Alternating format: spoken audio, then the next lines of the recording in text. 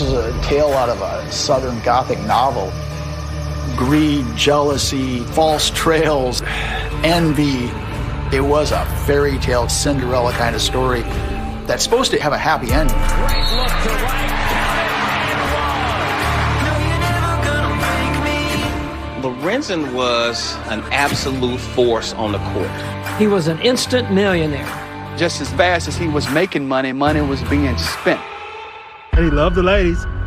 The ladies loved him too. It was almost like he was just blind with love. She put moves on him like karate chop that they don't do in Mississippi.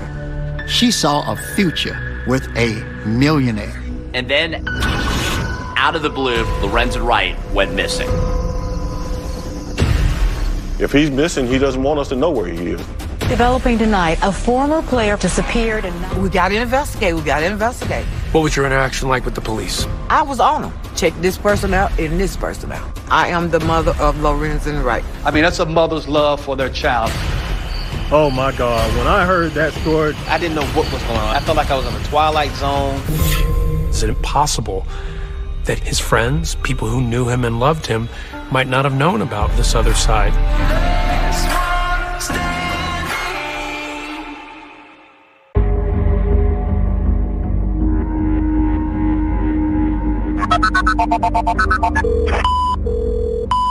Georgetown 911, where's your emergency?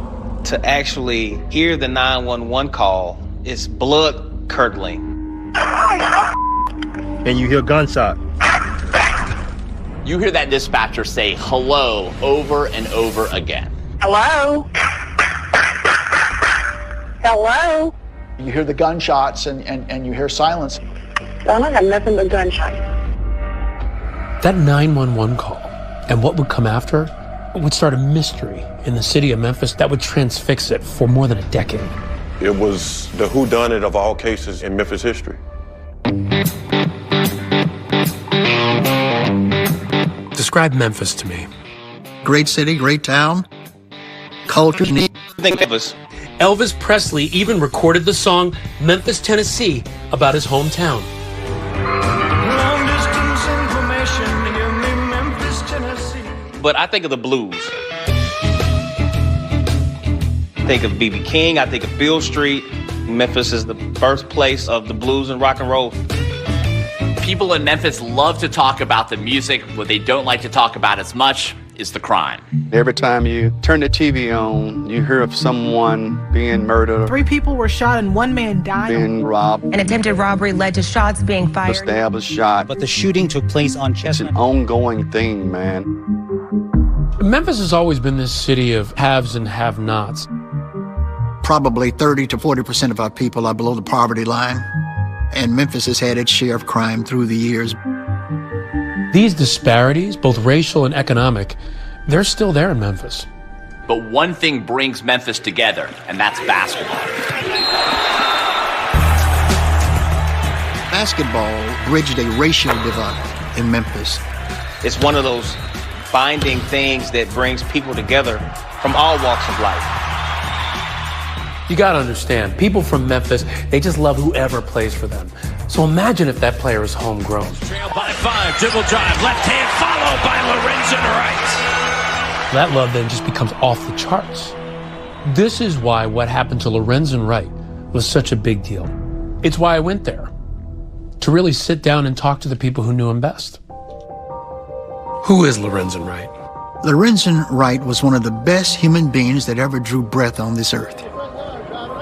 A lot of good basketball players come out of here. He was one who really made it big. It was even noted on TV broadcasts. He come to Memphis as a superstar, so his name was all over the media, it was all over the press. He stood out. He was a hometown hero. My name is Deborah Marriott, and I am the mother of Lorenzen Wright. Describe what it was like bringing Lorenzen into this world. Ooh, honey. First of all, he was a big child. He couldn't just lay in my lap, because he was just too long. So he was so long his head came off your knees? Yes. His mother had him at a very young age, and he was raised by his mother and grandmother within the same home. Lorenzen's mom and dad were never married, and Lorenzen's dad, Herb, didn't live in the family home, but he was still a big part of Lorenzen's life.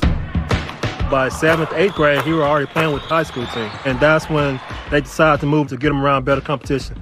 Literally everywhere, they were talking about Lorenzen, even in high school. Yes. So Lorenzen decides that he's going to go to Memphis State. The folks in Memphis love it when Cincinnati comes a-calling. A sellout crowd expected tonight at the Pyramid. Lorenzen drew people to the Coliseum to watch basketball. They didn't know anything about basketball. The entire city was just buzzing with the excitement of him playing for the college. Continues to go to, look at Lorenzen Wright on the jam. Lorenzen was an absolute force on the court. Exciting, athletic, big. He loved people. He loved children. He was just a big baby. He was a yes, sir, yes, ma'am person. He was raised right. That was Lorenzen. He always had that big smile with him. That smile would just light you away. It would always get anybody. He was only in Memphis a couple of years before he went to the NBA. Now is the time for me to accept the challenge of playing with the best basketball players in the nation. That NBA draft was on TV. The Los Angeles Clippers select Lorenzen Wright from the University of Memphis. Memphis just exploded. We were so happy, so joyous. It felt like we all got drafted. We just went crazy. He was an instant millionaire, and the Clippers would make the playoffs in Lorenzen's rookie season. It was definitely life-changing for him. People started calling him the Howl, because after he would score or dunk, he would let off this huge howl, like he was a wolf howling at the moon. The transition out to California was a very, very big move. Money was no object. It was a culture shock. Memphis is a big city, but it's a big southern city, and it's not like Los Angeles.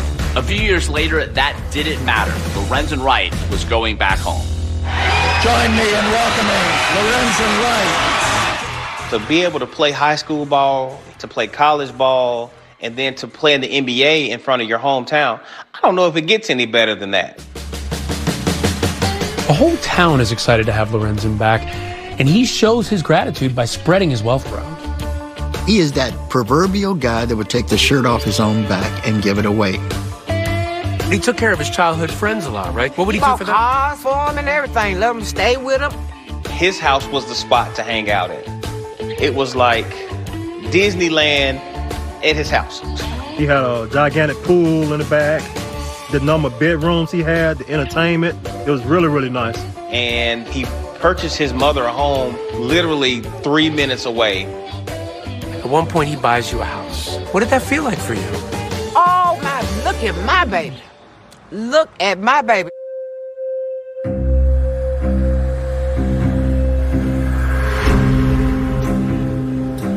The little shortcut from Lorenzen's house to his mom's house was a little road. Didn't nobody else parent live on one end and a child live on the other. That was our road, our little cut through. It's called Callus Cutoff.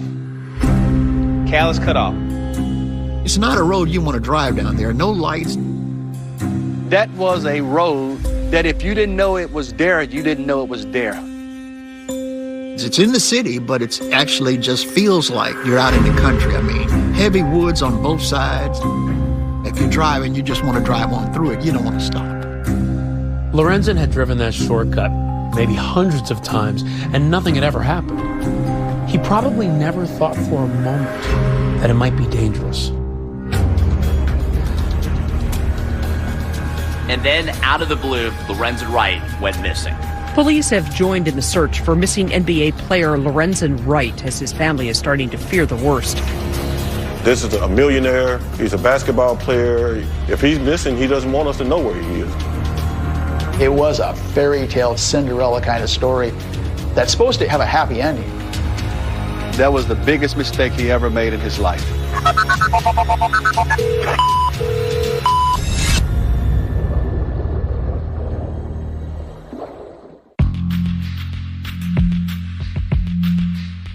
I think Lorenzen's strength came from the work ethic that his father instilled in him. On the court, he was a beast. Off the court, he was just a meek and mild individual. So really, basketball was Lorenzen's entire life, really. Lorenzen met his wife through basketball. Cheryl came into the picture his junior year of high school. He met her over the summer, playing AAU basketball, and her dad was his coach. Golden brown skin, beautiful smile. She looked really good. Very sexy.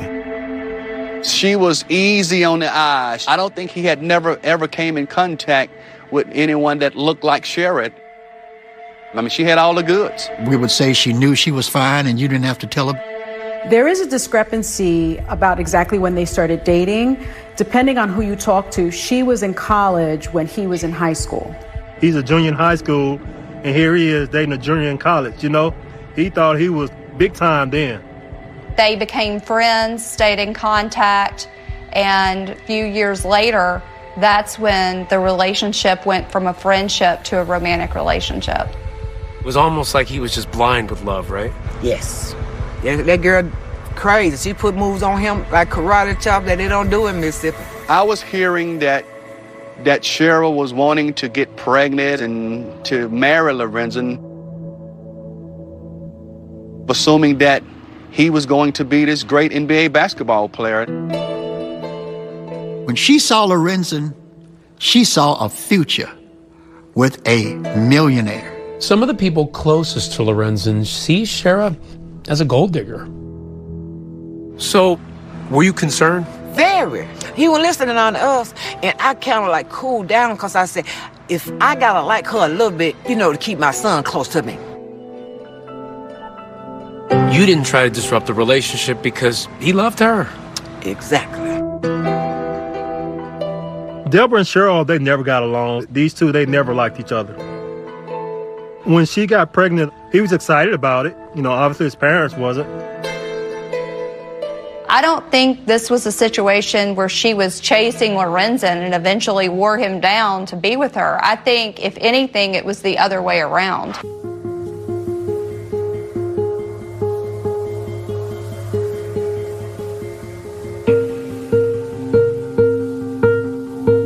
So while we're in college doing the fraternity thing, she was about to give birth to Lorenzen Jr. at the time.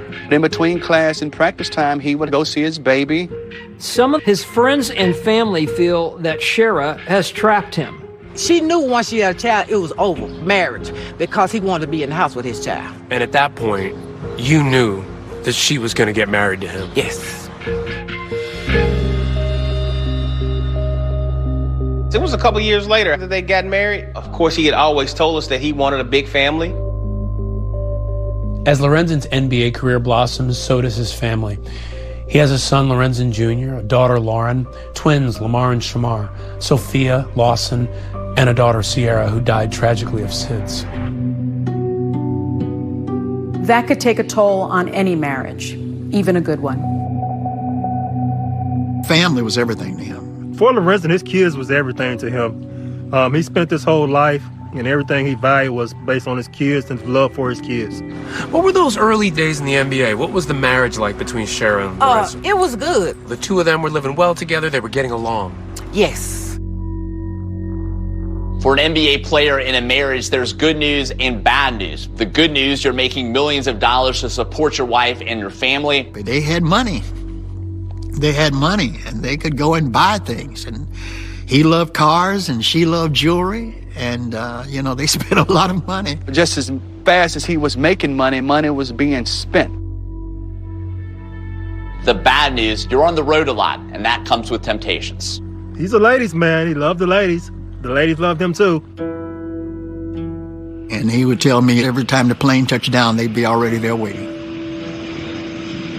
They were always trying to connect, trying to find out where the hookup places would be after the game. Now, do I know that he cheated? Yes, hell, I know. I was with him half of the time. When did they start struggling and why? When he caught her with that guy. He caught her being unfaithful. Yes. And that's when things started breaking down. Yes. The infidelity happened, to be fair, on both sides. So the marriage was complicated. I think what happened to the marriage was that, you know, they grew apart. Maybe there was some greed issues there. He would say things like, man, it's just always about money with her. Did they have a lot of fights? I've seen the evidence of some pretty bad brawls.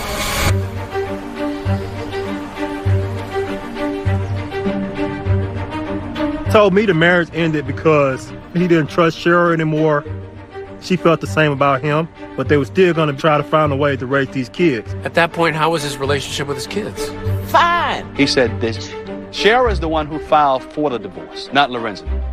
But he was not going to fight for it because he wanted it over with as well. The post-divorce life between Cheryl and Lorenzen Wright appeared to be routine until that one July day when he went missing. At that point, we said bye. They get out of the car, I drive away, and that's the last time I see my friend. Georgetown 911, where's your emergency? And when police would begin to pull back the curtain on Lorenzen's private life, the city of Memphis would learn some troubling new stories about its hometown hero. There's another side to Lorenzen that you all don't know about.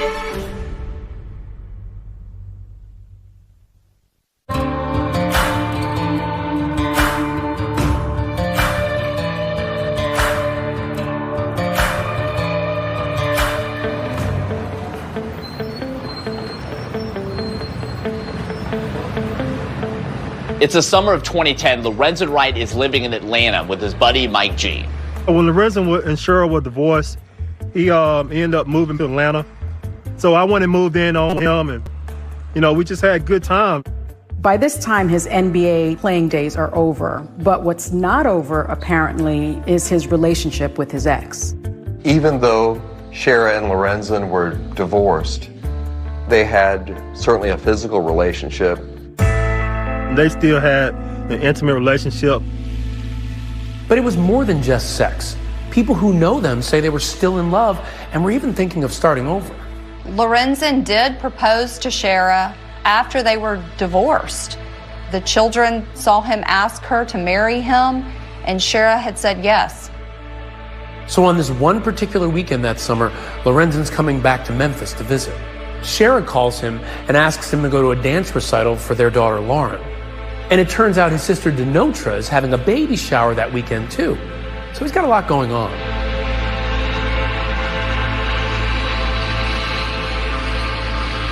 I drove Lorenzen to the airport and fly out to Memphis. As I look back and now, I think that something was going on because Lorenzen was always on edge that whole week, which I thought was unusual. Whenever Lorenzen came to Memphis, Phil would be the first person that he would call. Completely unexpected, out of the blue. He calls me and says, "Hey, bud, I'm in town. Let's hang out." Just bought a new vehicle, and I wanted him to ride in it, and we rode all around the city. He took a picture on my phone of himself that evening.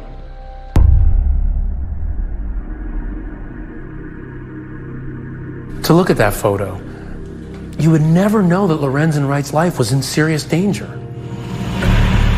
Just after 10 p.m. on this hot July evening, temperatures just now dropping below 90 degrees. Doesn't look like we're going to have any relief in sight. This is Tim Van Horn, and you're listening to WREC.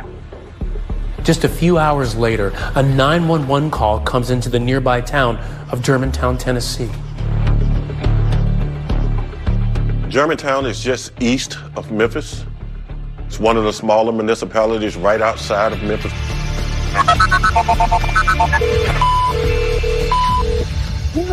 It's a very short call, and you hear a desperate voice on there. You hear a series of gunshots.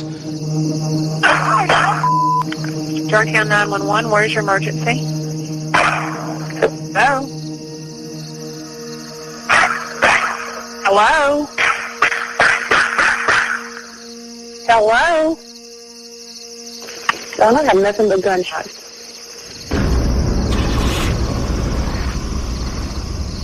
There's no caller ID, so the dispatcher doesn't know where the call is coming from specifically. They thought this call was a hang-up. There was no follow-up. Operator picks up the phone. Georgetown 911, where's your emergency? And you hear gunshots. Hello? To me, that calls for immediate response. Like, you leave it alone. You leave it alone? For our report, 2020 reached out to the Germantown Police Department to ask why they didn't immediately follow up on that 911 call. They declined to speak with us. But at the time, a department review concluded that dispatchers properly followed procedures. It was an opportunity lost. Because on that call is the last time anybody would hear Lorenzen's voice. I probably called him 4 or 5 times that night. And I texted him about 3 or 4 times. And I just really figured that, maybe he had fallen asleep. He was supposed to be coming to the baby shower. I kept calling him all that day, and he didn't answer the phone. I was getting married July 20th in the Virgin Islands, and so he said that he was going to come over and be my best man. I get a phone call from one of my other great friends saying, hey man, Lorenzen is missing. His friends weren't really concerned in the beginning because that was just Lorenzen. It's like still living that NBA life. Those guys, they'd hop on a plane and go to Vegas. Not hearing from him, it wasn't out of the norm. But when Lorenzen's mother found out that he wasn't even calling his daughter Lauren back, that was too much for her. She filed a missing persons report. When I first got the news, I got a phone call. Did you hear that Lorenzen was missing? Initially, I was not alarmed. I'm thinking if he's missing, he doesn't want us to know where he is. It's on purpose. I became concerned when I saw the concern in her face and in her voice. When that missing persons report is made officially known, it becomes a major news story. Developing tonight, a former player for both the Memphis Tigers and the Grizzlies has disappeared, and now his family is worried about his safety. Talk just spread all over Memphis. Where's Lorenzen? What's going on? So the Memphis Police Department starts a missing persons investigation. When somebody goes missing, you have to look at their circumstances at the time. They look at their inner circle. Is anybody new? Did they owe anybody any money? What was Lorenzen's financial condition after basketball? It was not good. It was not good at all, and that really affected him greatly. Lorenzen Wright made as much as $55 million playing basketball. But because he and Cheryl were spending like crazy, there actually wasn't that much left. So to compensate, he always had some side businesses. I think he was doing the side businesses just to, try to create other streams of income for when he did retire. He wants to invest in something else, have other things going on, His dad ran his sports cafe for him. He also had a car detailing shop. Among those off-the-court business relationships, there would be one relationship that would come back to haunt Lorenzen Wright, a man named Bobby Cole. Bobby Cole was a high-level drug dealer. How would Lorenzen be connected to a drug dealer? But Cole was not only a drug dealer, he was also a race car driver, and Lorenzen, as it turned out, loved cars. At some point they meet, and Cole agrees to buy 2 of Lorenzen's cars. I remember him telling me, man, I sold the guy my cars. Now, what the guy was doing, I did not know. The feds had actually looked into this long before Lorenzen Wright disappeared to see if any of his transactions with Bobby Cole involved drugs or drug money. And the DEA, the Drug Enforcement Administration, actually investigated that connection, interviewed Bobby Cole. They didn't find any connection. But those drug rumors would actually start swirling again, this time when police interviewed his ex-wife, Shara. She also told law enforcement that about 6 weeks earlier, she had gotten a visit from some unknown individuals that wanted to do Lorenzen some harm. Shara Wright, in talking to investigators, claims that she saw Lorenzen leaving with a man she didn't know, carrying a box with drugs. Kind of painting this portrait of a guy who's troubled, who's lost all his money. He's trying to make money illegally. Is it possible that people who knew him and loved him might not have known about this other side that involved drugs? Well, it's possible, but he told me about everything that he was dealing with. And I believe that if he had been doing that, I believe he would have told me. This whole idea that he was involved in drugs, what did you make of that? Y'all don't want me to say what I want to say. But the police are on the brink of a breakthrough. The investigation made a dramatic turn when Memphis police found out about that Germantown 911 call. That revelation eventually leads investigators to that desolate road, the Callous Cutoff, the shortcut from Lorenzen's house to his mom's. And there, they will make a chilling discovery.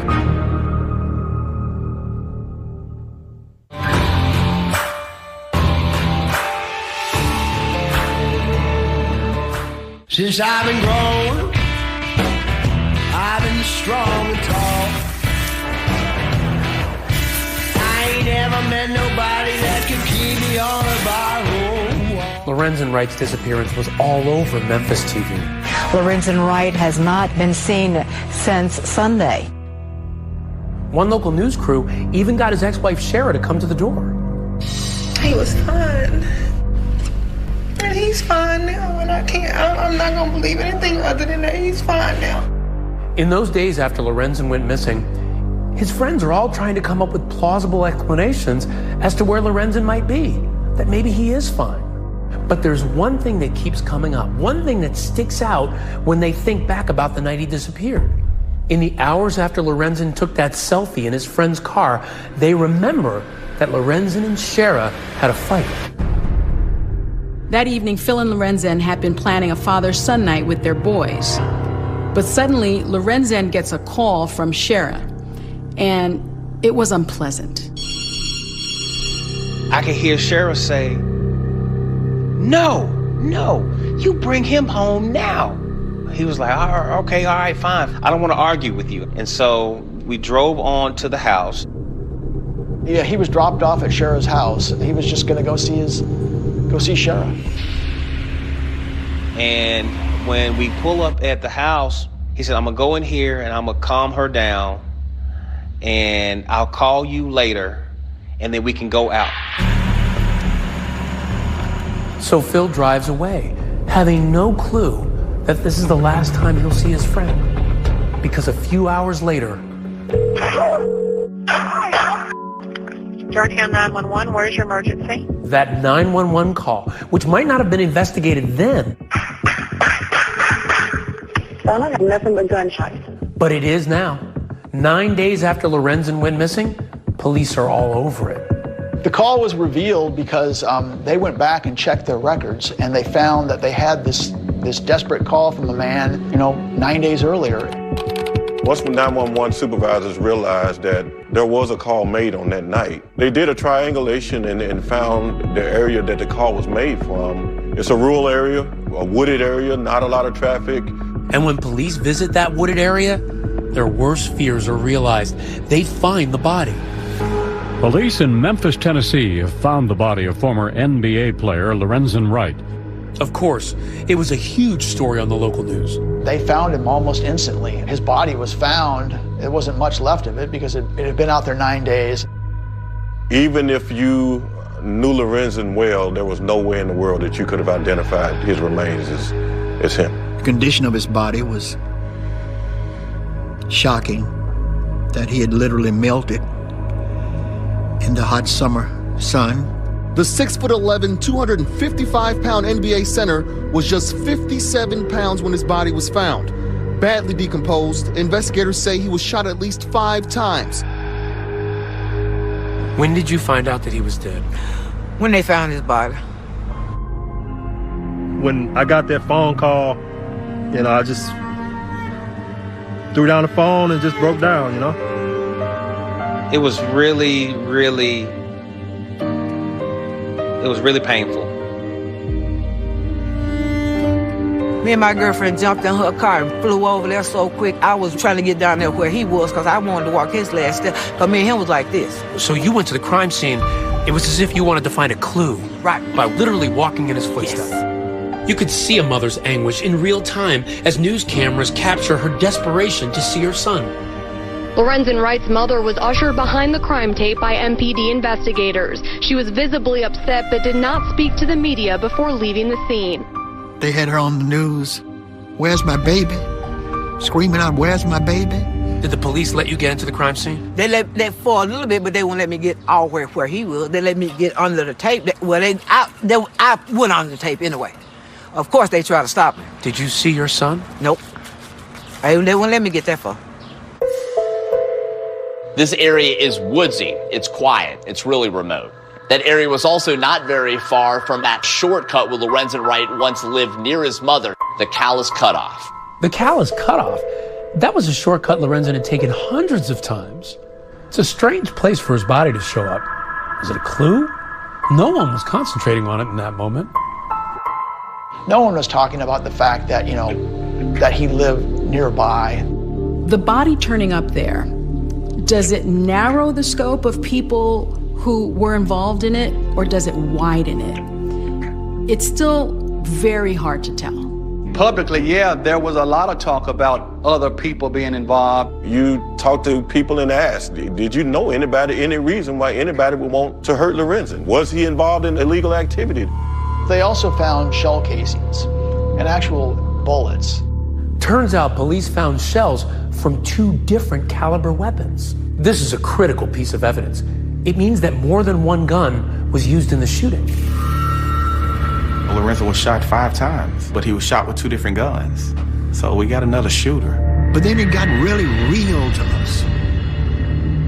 And he's gone. Somebody has killed Lorenzen. I'm thinking to myself, oh my God, who could have killed my friend? Why would somebody want him to die? The answers wouldn't come quickly. In fact, it would take a book written 5 years later to shed new light on the case. A book written by none other than Shara herself. And then this book comes out, which almost appears to give clues.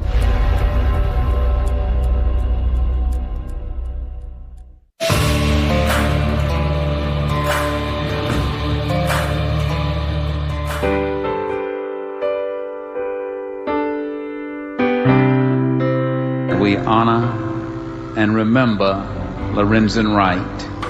Lorenzen's funeral was almost a state affair here in Memphis. It was held at FedEx Forum, a place where he once played basketball as an NBA player. And now it was where thousands of people came out to mourn the loss of their hometown hero. They put together a beautiful ceremony. His pledge brothers, we were all pallbearers for the funeral. I was asked to do the eulogy. His smile was infectious, his work ethic unmatched, his generosity prolific, and his commitment unswerving. The thing that I remember the most about the funeral is Shara hugging me and saying, "Thank you for such a beautiful eulogy." Ren would have loved that. It was such a tragic situation, seeing his kids suffer like that, knowing they'll never see their father again. This tragic moment, that funeral, it morphs into this, whodunit, because no one knew who did it. At the beginning of a case, you have to remain objective and you have to let the evidence lead you. You have to prepare yourself to be surprised sometimes. This is now essentially a cold case because 9 days have passed. A body has been in sweltering heat, which degrades evidence tremendously. The killers had a 9-day head start on us. There were no witnesses, so this was not an easy case at all. Because in these kinds of things, the spouse is always a suspect. They're looking at Shara hard. My number one suspect was the person that I hear everybody else talking about, was Shara. You were suspicious of Shara at this point? Yes. Okay, did you tell the police? Yes. What did they say to you? We got to investigate.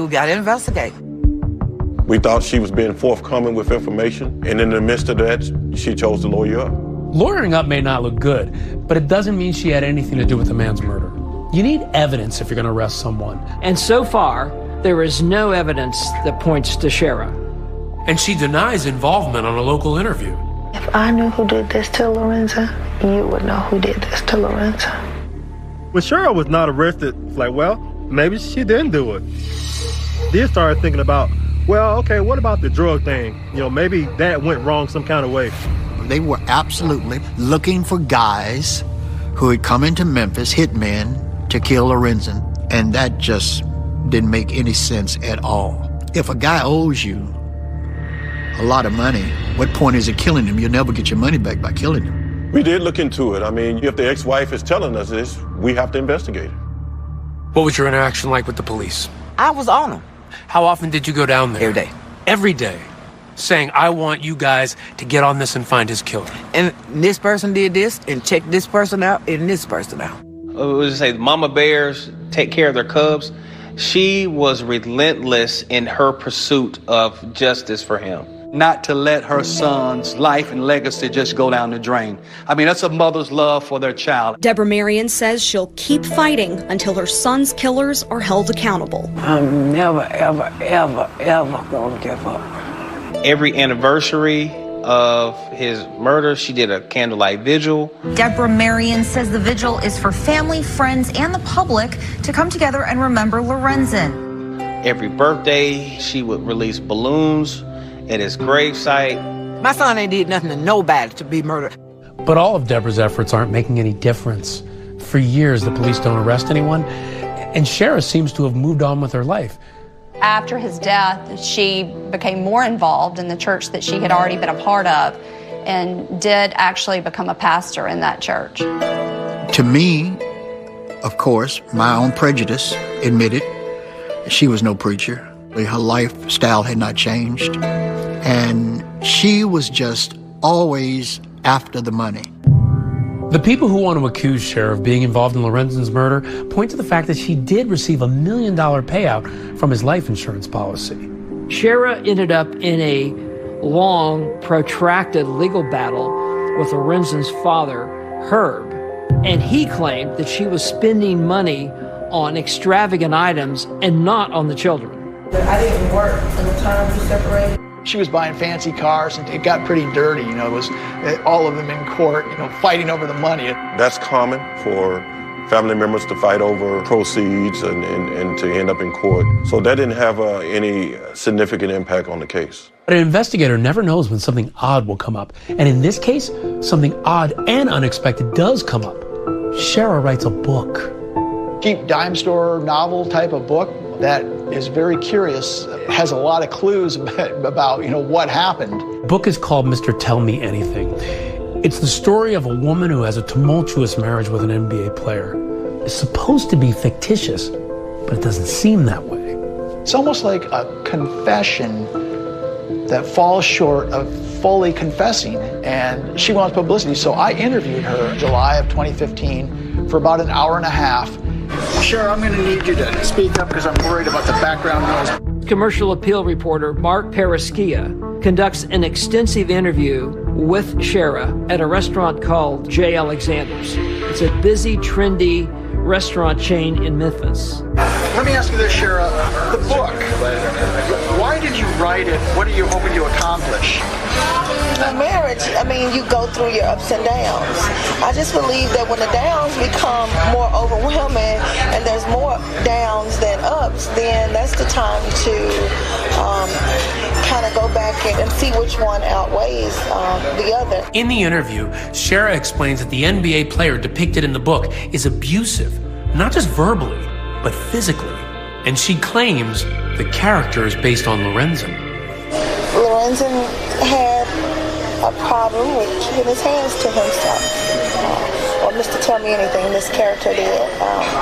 And I grew him from Lorenzen. I produced him from experiences with Lorenzen. And so, he had a problem with that. You're planning a sequel too, right? If I read that right. Yeah. When is that coming out? It's 90% done. It's going to take you all the way up to Mr. Tell Me Anything's death and just a little bit past it. Is Mr. I don't want to give away your book, but is Mr. Tell Me Anything murdered? Oh, yes, he is. That was a kind of chilling moment in the recording. But see, it gives Paraschia an invitation to ask about the real-life circumstances surrounding Lorenzen's death. Any idea who did this? Or I don't know. She missed her husband. She wanted them to find the killers, and that there's no reason for anybody to suspect her. Did you have anything to do with his murder or his disappearance? I'm a mother. I'm a wife. I'm an author. And the police should find his killer. For my name to be even in the same sentence or something like that, I'm a minister of the Lord. And I've never been in any type of trouble or anything. I'm a mother, an author, and a wife. She just flat denies it. To me, she had was very convincing. But Shara would soon appear very convincing to another reporter who comes to do a story on her. His name is Kelvin Cowens, and he's about to commit a cardinal sin for a professional journalist. No, so she's tall, she's beautiful, I'm in trouble. We started dating immediately. Kelvin Cowens may believe he's found true love, just as a Memphis dive team finds something critical at the bottom of this lake.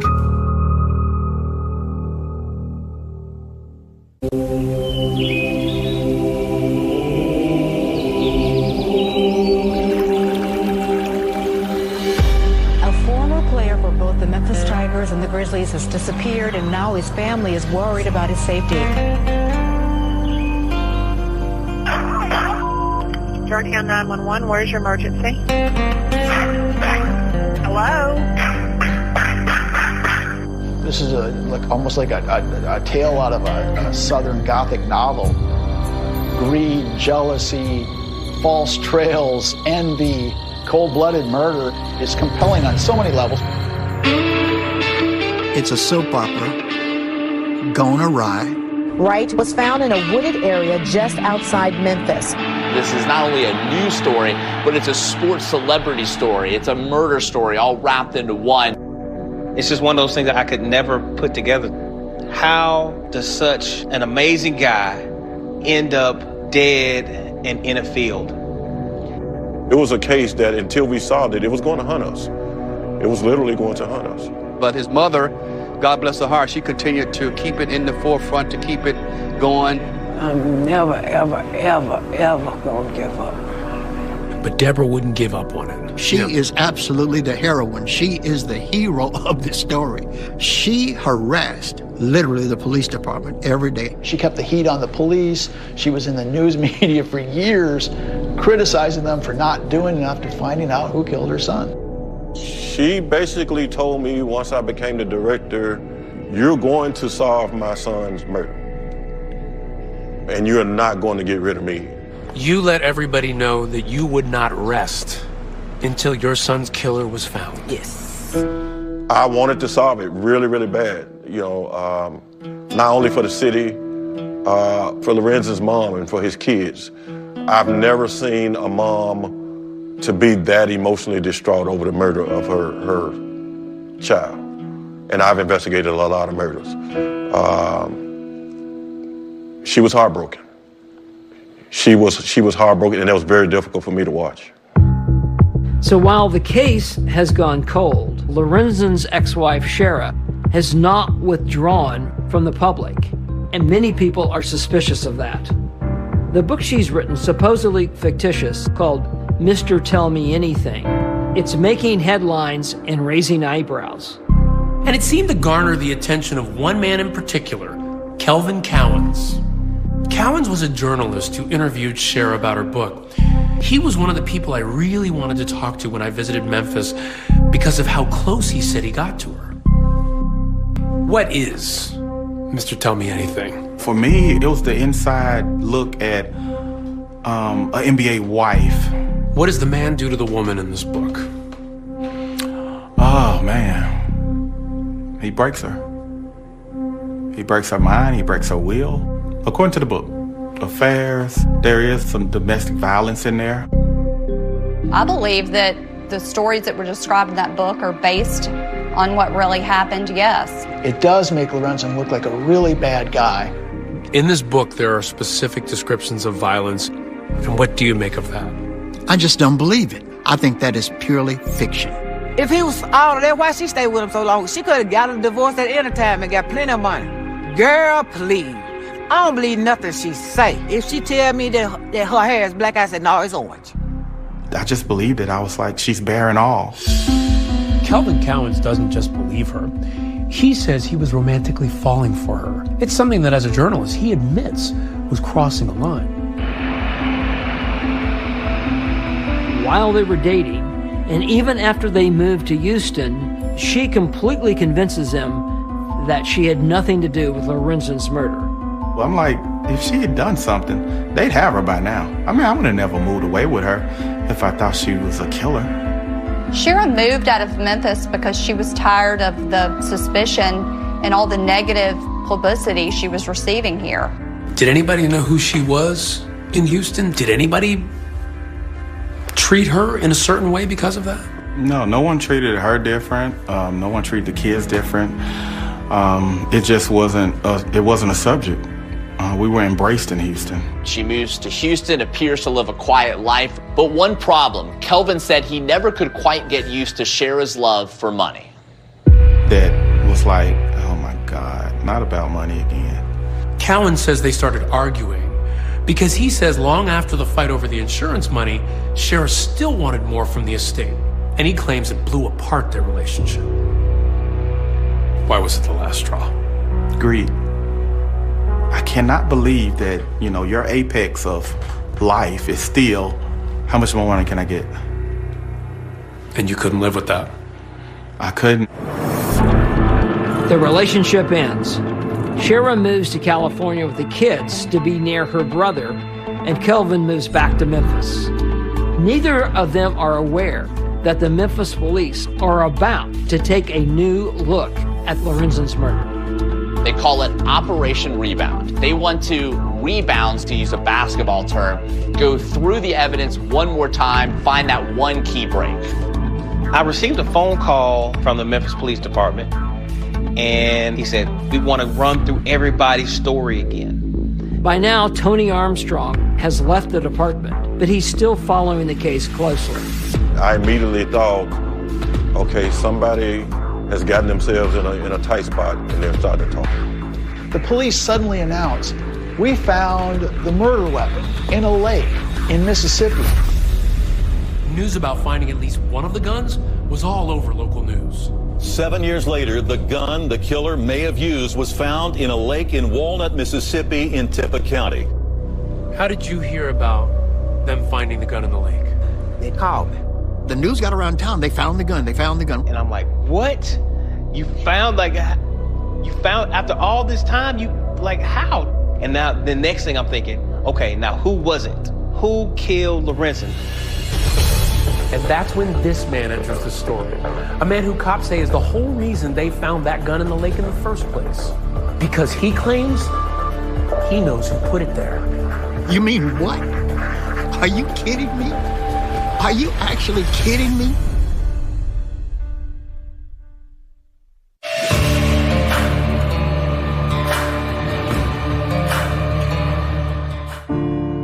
There is a Bible verse that says you can be sure that your sin will find you out. I knew someone was going to talk, and I knew for certain it was going to involve Shara. The rebirth of the Lorenzen Wright murder investigation largely is built around Jimmy Martin. Jimmy Martin was a 34-year-old former rap artist who went by the name of Trickster. He was also Shara Wright's cousin.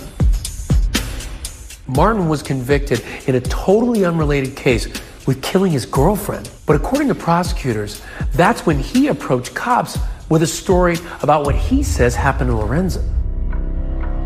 It was in between the conviction for second-degree murder and his sentencing that Jimmy Martin offered this story.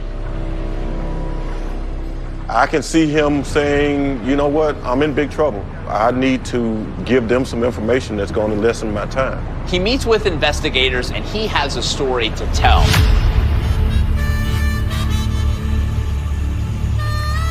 So what you are about to hear is what prosecutors said in court is Jimmy Martin's story about what he says happened to Lorenzen. Jimmy tells investigators that Shara Wright is involved in Lorenzen's murder with one other person, a man named Billy Ray Turner. Billy was the guy that cut the grass. Billy Ray Turner was a landscaper, a yard man, who happened to be a deacon in a small country church that Shara attended. Here's what Jimmy Martin supposedly told prosecutors about that landscaper, Billy Ray Turner. Jimmy Martin says that he had once gone to Atlanta with Billy Ray Turner to try to kill Lorenzen. Remember, Lorenzen had moved to Atlanta after his divorce in 2010 and moved in with his old buddy, Mike Gibson. I had no clue, no awareness of anything like this. Prosecutors say Shara was also in Atlanta around this time. There's underpinnings to Jimmy Martin's story because, you know, she did show up down there. I can remember her coming to Atlanta for the first time to see the condo. Very unusual. She had never been down there. And while Shara was there at the condo, Jimmy alleges, she was setting the stage for a murder. Jimmy Martin says Shara Wright left the window open so he and Billy Ray Turner could go inside to kill Lorenzen Wright. In court, prosecutors detail step by step what Jimmy Martin says happened next. Billy Ray and Jimmy Martin go through a window and they're looking for Lorenzen, but they can't find him. Turns out that Lorenzen wasn't even home at that moment. But I was there laying on the couch. Had I had woke up, or had Lorenzen been there, we'd both be dead. The story Jimmy Martin tells investigators is that there's another man asleep on the couch, so they don't go through with the plan. With that attempt foiled, prosecutors allege a new plot to kill Lorenzen was hatched. This time, they say, unfortunately, it worked. The body of former pro basketball player Lorenzen Wright has apparently been found in Memphis. Sources say it appeared Wright had been shot several times. Martin claims to investigators that a few days after Lorenzen's death, Shara and Turner confessed to him that they murdered Lorenzen. And that he helped them clean up the crime scene. Prosecutors said in court that Martin told cops that a metal detector was used to try to find a gun that was dropped during the murder there.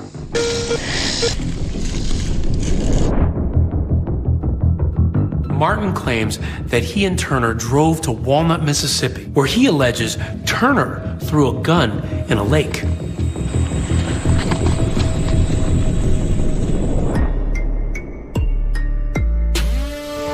That lake is about 45 miles from Memphis, and in 2017, that's where the FBI conducted that search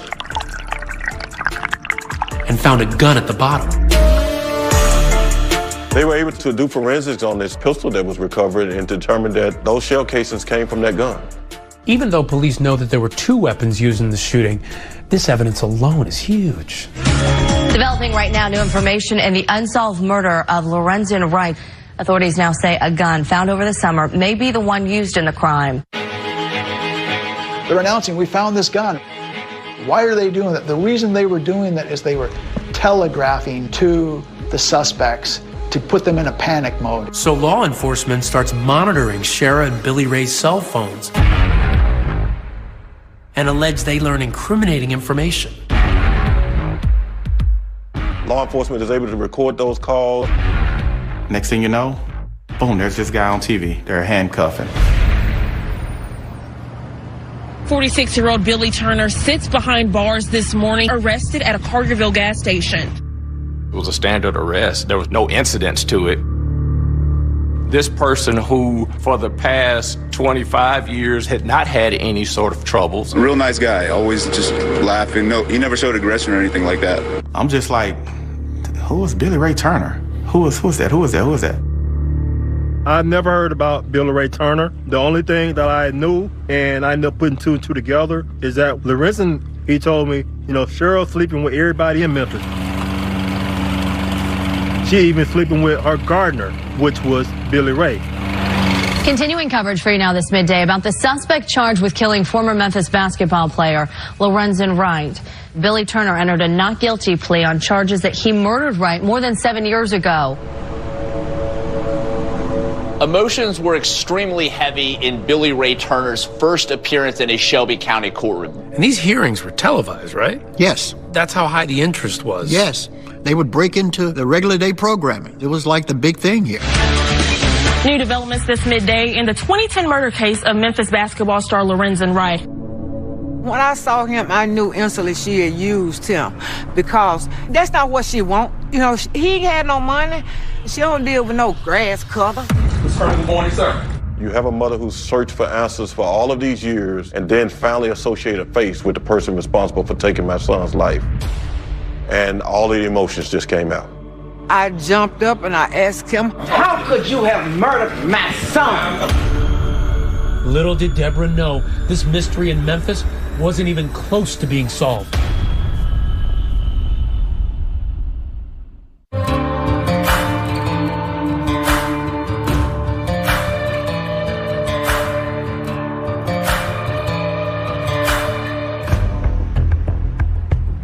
It's Billy Ray Turner's arraignment, the first time anyone has ever gone before a judge in connection with Lorenzen Wright's murder. The victim's mother was emotional at the sight of Billy Turner in court.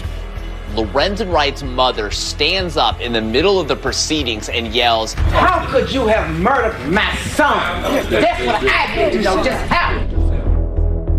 The atmosphere was one of just, wow. The air seemed to be sucked out of the room at that point. Why? Who are you? We don't know you. It's like a stranger killing somebody. Just right, step to the mic. And I could see the pain in her, and I saw how she expressed that pain to him, and I knew it was real. Ms. Wright, I understand your pain, and you're not helping your son. You're not helping the administration of justice by engaging in that sort of an outcome. If that happens again, I would have to bar you from the courtroom, and I don't want to do that to you, Mrs. Wright. Do you have any questions, ma'am? No, I told him what I wanted to. But please don't do that again. So I shut my mouth for the rest of the court. Now the question is about Shara, who, remember, was living in California, but was never far from Deborah's mind. We have Thursday night Bible study, and I got so emotional. I said, God, please get Cheryl Robinson right. Please. That's what I said that Thursday night. Friday, she was locked up. Cheryl Wright Robinson was taken into custody last night in Riverside, California. The news feed hit that said that she had been arrested for the murder of Lorenzen Wright, and I said, hot damn, they got her. Cheryl Wright Robinson has been indicted for conspiracy to commit first-degree murder, criminal attempt first-degree murder, and first-degree murder for her ex-husband, Lorenzen Wright. And I'm like, I just spent almost 3 years of my life with a killer. They'd extradite her and bring her back. It was Memphis Police Department's one of their finest moments of finally putting this thing together. Today in court, Shara Wright, right there behind me, pleaded not guilty to killing her husband. Shara, basically, I think the reality of finally being caught really took the life out of her. In an orange jumpsuit, Shara Wright shook her head as Judge Lee Coffey laid down the law. Ms. Wright does appear to be an ongoing danger to Shelby County, Tennessee. Judge Coffey gave Wright a $20 million bond. She looked horrible. This is a bizarre situation. Shara, who's been this sexy, beautiful person with a lot of money, a lot of boyfriends, she's now on her way to jail. This is not going to work for her. It's not uncommon for people to act in a bizarre way in jail, particularly the ones who've never been in jail. She began to unravel. According to Jail East staff, Wright berated workers, stripped off her clothes, and flooded a toilet. She was acting very strangely. She had stripped naked and yelled out, "I'm going swimming." Ms. Wright's behavior yesterday is absolutely shocking. I don't think she's right mentally. I think that's why she said she was going swimming in this jail cell. I think all the things that she was doing while in jail were all acts of her trying to plead insanity. I did not buy that at all. There was a lot of speculation as to whether or not she was being theatrical or had legitimate claims of what she was going through. In a stunning new development inside the Shelby County courtroom Wednesday morning, Shara Wright's attorney stepped down. I'm not certain what happened between Shara and her former lawyers. And a new legal team steps in. Quite frankly, we found that Shara was easy to work with. She had been prescribed some medication that altered her behavior. Once we were appointed on the case, her behavior had stabilized and she had no significant problems after that. I'm excited. I think we can do well. A case like this does not come along every day. And we were honored to defend Shara. The objective is to give us the fairest opportunity to present our defense in the case. Meanwhile, Billy Ray Turner is lawyered up too. He brings in one of Memphis's most high-profile attorneys. John Keith Perry is kind of a rising star criminal defense lawyer. This is one of his, big cases. There's a substantial amount of investigating that needs to continue. I was contacted by the family of Mr. Turner, and I've been on this case now since the end of 2017. We've read and listened to, I think, just about all of the discovery. Now you compile notes, lay out your outlines, see the points of attack.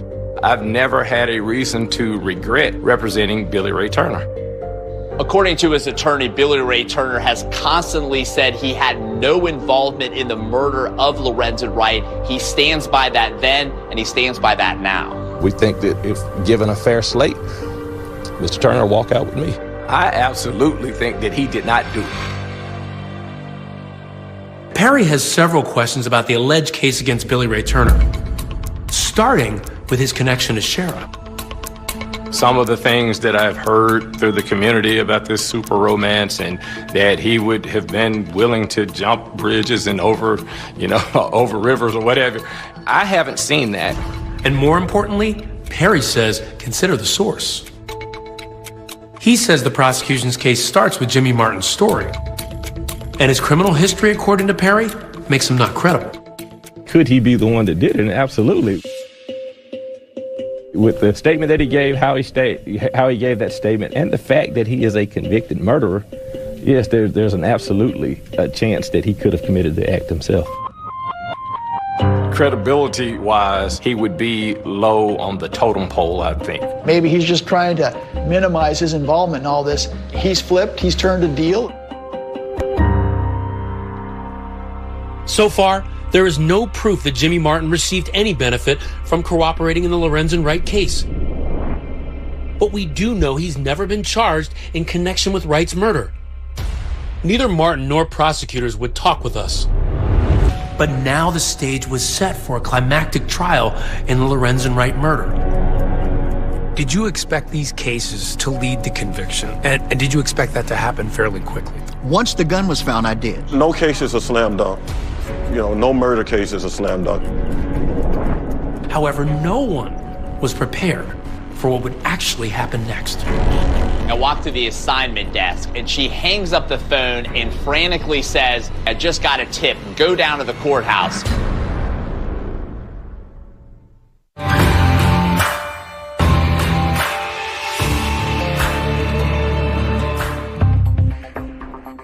A significant development in the Lorenzen Wright murder case. A gun found over the summer may be the one used in the crime. Shara Wright Robinson was taken into custody. Well, the buildup was huge.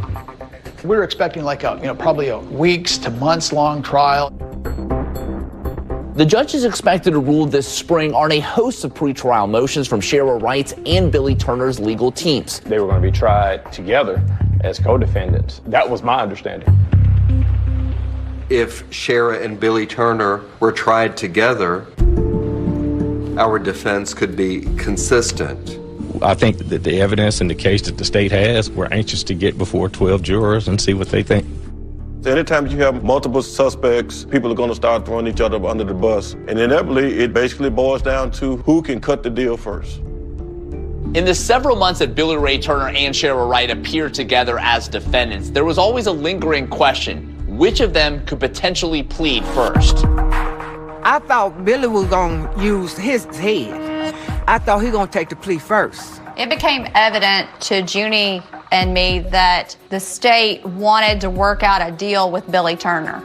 A surprise twist tonight in the Lorenzen Wright murder case. Shara's lawyers say they realized that troubling sign in June of 2019 when Billy Ray was in court for another matter.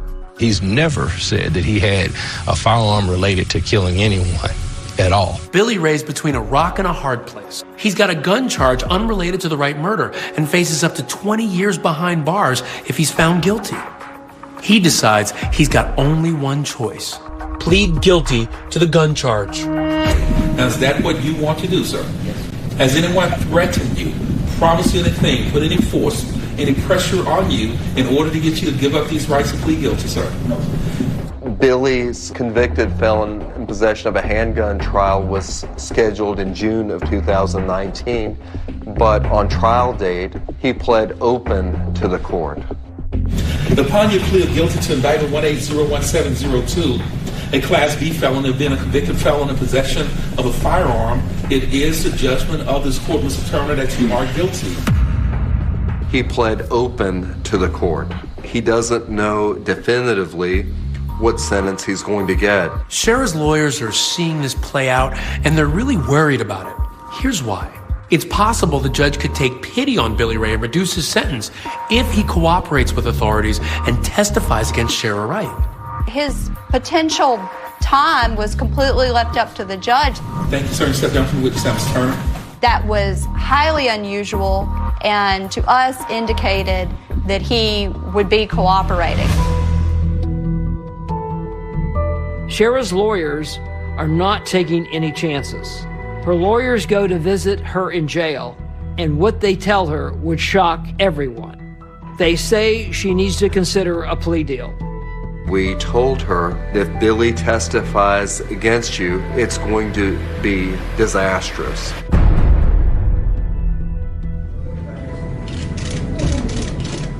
Get Shara Wright to the courtroom, please. One morning, out of the blue, we get a frantic phone call into our newsroom, a tip from the courthouse. Shara Wright plans to plead guilty. In a stunning twist and unscheduled appearance this morning, Shara Wright agreed to a plea deal in the murder case of her ex-husband, Memphis basketball star Lorenzen Wright. She realized that I'm not willing to roll the dice. I'm not willing to take a gamble on this, and she cut the deal. No one had any foresight or knowledge that they were going to do that. Raise your right hand, please, ma'am. Do you solemnly swear or affirm? Everybody was sitting on the edge of their chairs. The whole truth and nothing but the truth, so help you God. Yes. They wanted to see what was Shara's role in this. We know Shara Wright is there to plead guilty, but we don't know entirely what she's pleading guilty to. Ms. Wright, the agreement that you have to say is that you would plead guilty to the included charge in count 1 to facilitation of first-degree murder. In the deal, the 48-year-old pleaded guilty to 2 counts, facilitation of first-degree murder and facilitation of attempted first-degree murder. Facilitating. Yes, sir. Facilitating the murder. I've never heard of that charge. In the plea deal, Shara Wright pleads guilty to the lesser crimes of plotting the murder, but not the actual first-degree murder charge. You are asking this court to find you guilty without a trial and accept this punishment which has been recommended on your case. Now, is that what you want to do, Ms. Wright? That is correct. She admitted that she had facilitated Lorenzen's murder. But she doesn't name Turner or any accomplices in pleading guilty. When you heard that Shara was entering a plea, what did you think? She's trying to outsmart him. I think she just decided to bite the bullet, so to speak, on the murder and to figure a way to get the less amount of time that she could. Prosecutors would not comment to 2020 about the case. She knows she was finna go down, down, down, way down. She wasn't gonna get no few years. She gonna get some lifetime. Ms. Wright, it is the judgment of this court that you are guilty. This court sets your punishment at 30 years confinement in the Tennessee Department of Corrections. She received a 30-year sentence, of which she'll serve 30% before release eligibility. I think our prosecutors failed us, those of us that loved him. I think she played him. My reaction was, I was sick in the stomach. I'm like, are you kidding me? She may only do 9 years. Lorenzen, he lost the rest of his life, and she may only have to do 9 years. I felt really bad, felt really sick. I said, that's not fair. It's not about fairness. I think it's a concept the public wants to believe in. When the state and the defense comes to a negotiated plea agreement, then generally speaking, the court will approve it. If the sentence surprised a lot of people in court, though, what came next was even more shocking. Ms. Marion, when you were first in court, you had some things that you wanted to say. Yes. A mother is about to confront the woman who arranged her son's murder. After all these years, what will Deborah have to say?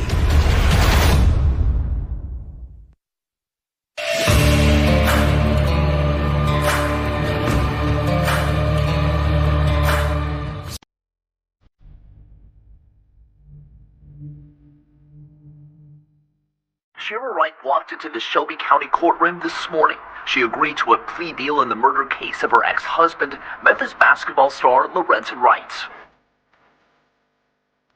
Even after Shira pleads guilty to facilitating their father's murder, her children are said to be standing behind her.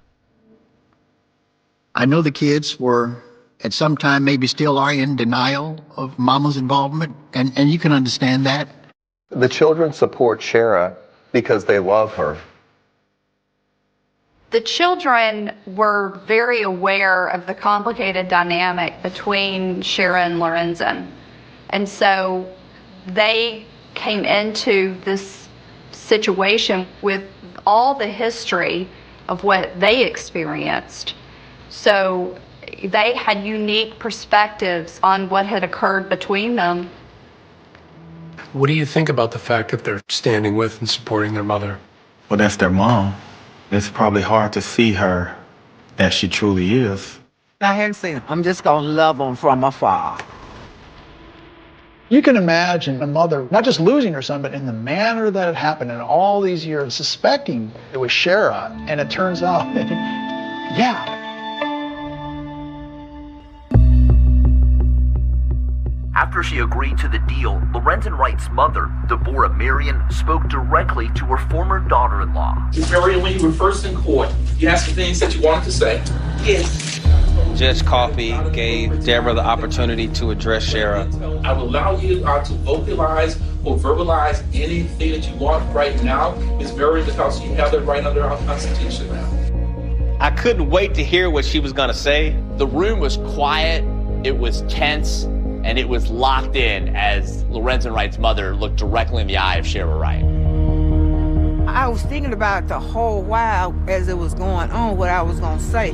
But once I got up to that mic, my train of thought just changed. I focused on my grandkids. But Sharon, I want to thank you for giving me my grandchildren. That's what I want to thank you for. Instead of anger and outrage, she looks at Shira Wright and gives more of a sense of compassion and family and love. But I want you to unlock them so I can visit them, so they can see their grandma. Because Sophia keep calling, she wants to come make chicken and dumplings. She wants to come. And I didn't expect her to bring up the kids, but I was so glad that she did. But I want you to call them. No, it's okay to talk to your grandma. Grandma still loves you. That's all I want, my grandkids. I just hate what happened to my child. But he left some nice looking kids here for his grandma. But they want to see me like I want to see them. I'm ready for them to come back to home with their family. I miss them. Well, I was trying to tell her to get the loop off my grandkids so they can call me like they used to do. But, I know she got them reeled in. Most of the children were adults. Shira Wright was not standing in the way of the children having a relationship with Deborah Marion. To see her basically plead to Shira to let the kids be with her, it touched my heart. Deborah, she played it well, because no matter what you say in court to that woman, it's not going to bring your son back. Am I able to respond to her? What a moment that is. It appears that Shira is about to say something to Deborah, and everybody is on the edge of their seat. Ms. Gangle, you want your client to say anything at this point, sir? Shira did want to respond. I advised her not to, because at that point, what difference does it make? No, Miss Wright has nothing to say at this time. She had nothing to say to me. She didn't even say, I'm sorry. You could see it on her face. She wasn't sorry. I know what's happened to you and your family, your son, can never be undone by anything that these courts do. But I hope it brings you some closure. So I hope it allows your family to continue to heal. Again, thank you for your patience, and we'll deal with Mr. Turner's case in September now. Thank you all for being for today. With no trial for Shira, the city of Memphis still has a lot of unanswered questions. Next up is Billy Ray Turner's trial. This is the last chance to get some answers.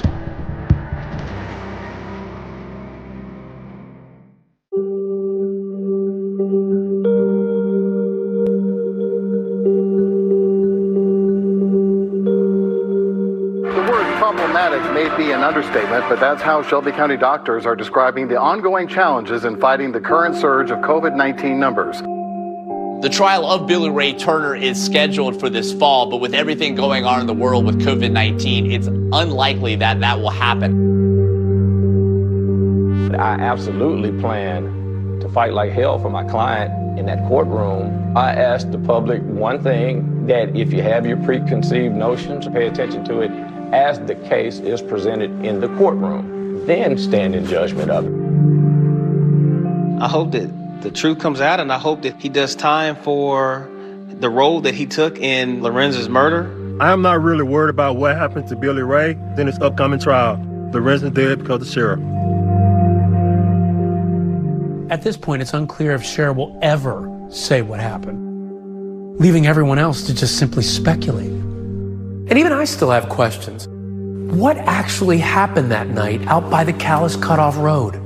How did Lorenzen end up out there that night? Was there a second gunman? And who shot him? And the most perplexing question, why? I would say the motive is that he was worth more dead than he was alive. Ultimately, only she knows why she did it. Money, love, envy, it really is a tragic story.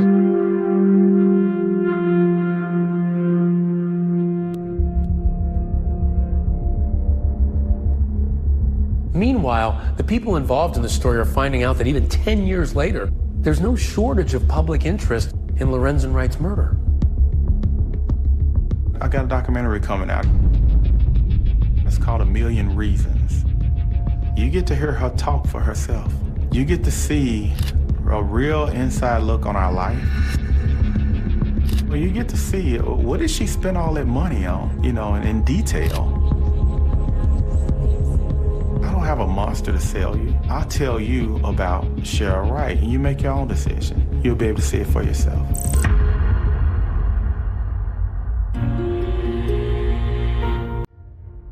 When you are the mother of 6 kids, and you married to their father, and you would see him dead, that's just evil, that's wicked.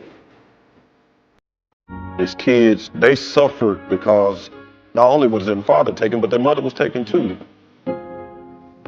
There are no winners in this case. I know that he's looking down on them with that huge smile that he has, and he wants the best for them, and he would love for them to be a part of his mother and father's life. Not only was he physically murdered, but then his character was assassinated. I want people to know who Lorenzen Wright was, what type of human being he was. The lies that were told earlier about drugs, too many people bought into those lies. And so we're trying our best right now to cleanse the name of Lorenzen. The drugs, the physical abuse, his friends say none of those things are true. And he deserves to be remembered as the good family man they knew, a man they will never forget. With Lorenzen, I be talking to his picture. Sometimes his picture could look at me a certain way, acting like it's really him. And now Ellen just stop. Just talk to him. He was a mommy boy. Simple as that. He would still be mama's boy if he was here now. Because he's still my firstborn.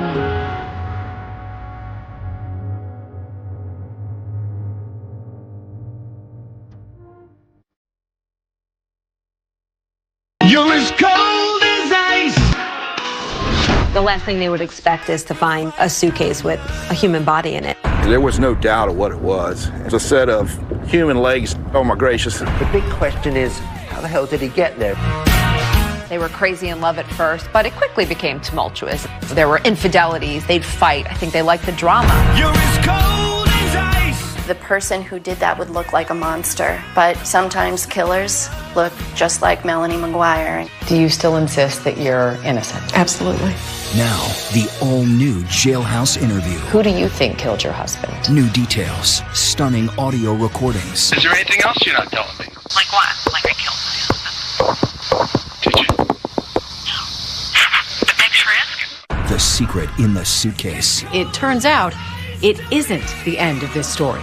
The new 2020 True Crime Event Special, next Friday at 9/8 Central on ABC.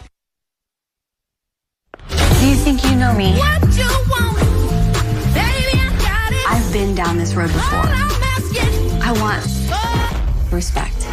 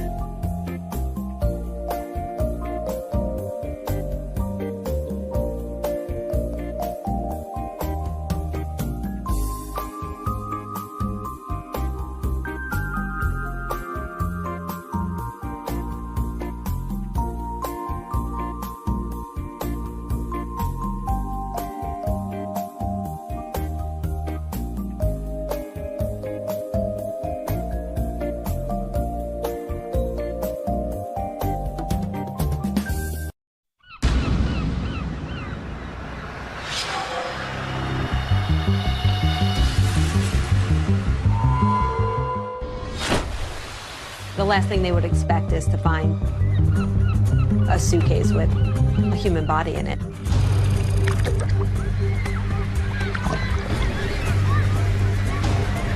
The big question is, how the hell did he get there? They were crazy in love at first, but it quickly became tumultuous. There were infidelities. They'd go back and forth. They'd fight. I think they liked the drama of it. And the next thing coming out of his mouth is, when I get home, I'm going to kill you. I'm going to smash your face in. He said he was leaving and he wasn't coming back. Were you ever angry enough to want to see him dead? There were times I wanted him gone, but gone doesn't mean dead. And Mel just said, well, I'm a single mom now, and now I've just got to get on with my life. I said, well, no, the next thing is we've got to figure out who did this to him. And after I got off the phone, I said, she did it. They couldn't find any forensic evidence whatsoever to establish that this was a crime scene. Do you still insist that you're innocent? Absolutely. I still feel like, how could somebody think that I did that? I think she did not actually commit the crime. It turns out it isn't the end of this story.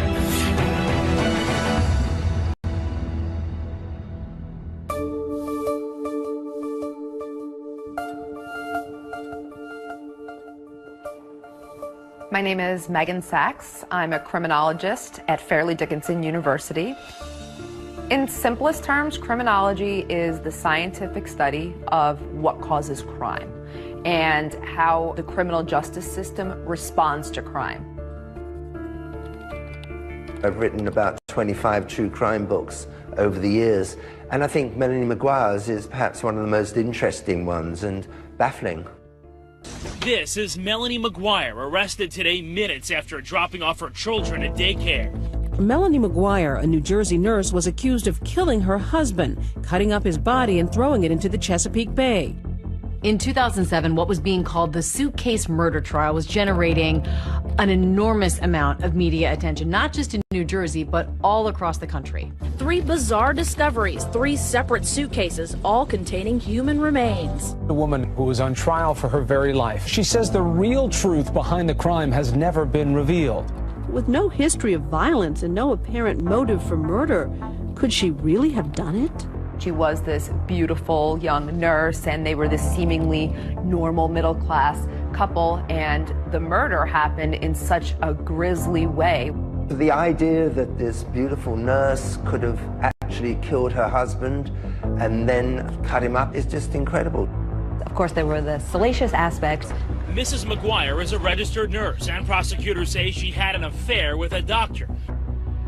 She didn't fit the profile, I guess, of a murderer.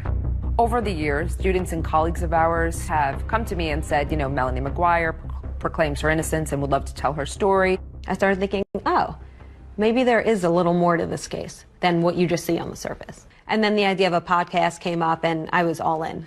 On direct appeal, we examined the murder conviction of Melanie McGuire following a highly publicized trial.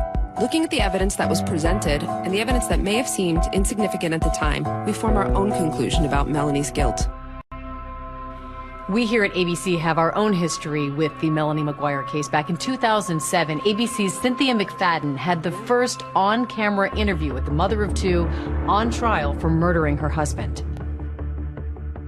Who is the Melanie McGuire you hope the jury knows?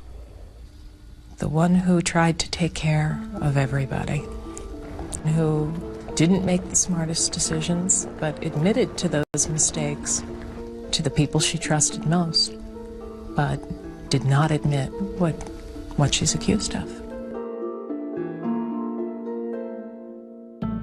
I have been incarcerated for 12 and a half, going on 13 years now. Do you still insist that you're innocent? Absolutely. You're sitting here a wrongfully convicted person. Correct. Absolutely. And what have those years been like? I tell people it's not as bad as you think in some ways, and it's so much worse than I could ever articulate in others. After all these years, I still feel hurt. I still feel bothered. I still feel like, how could somebody think that I did that?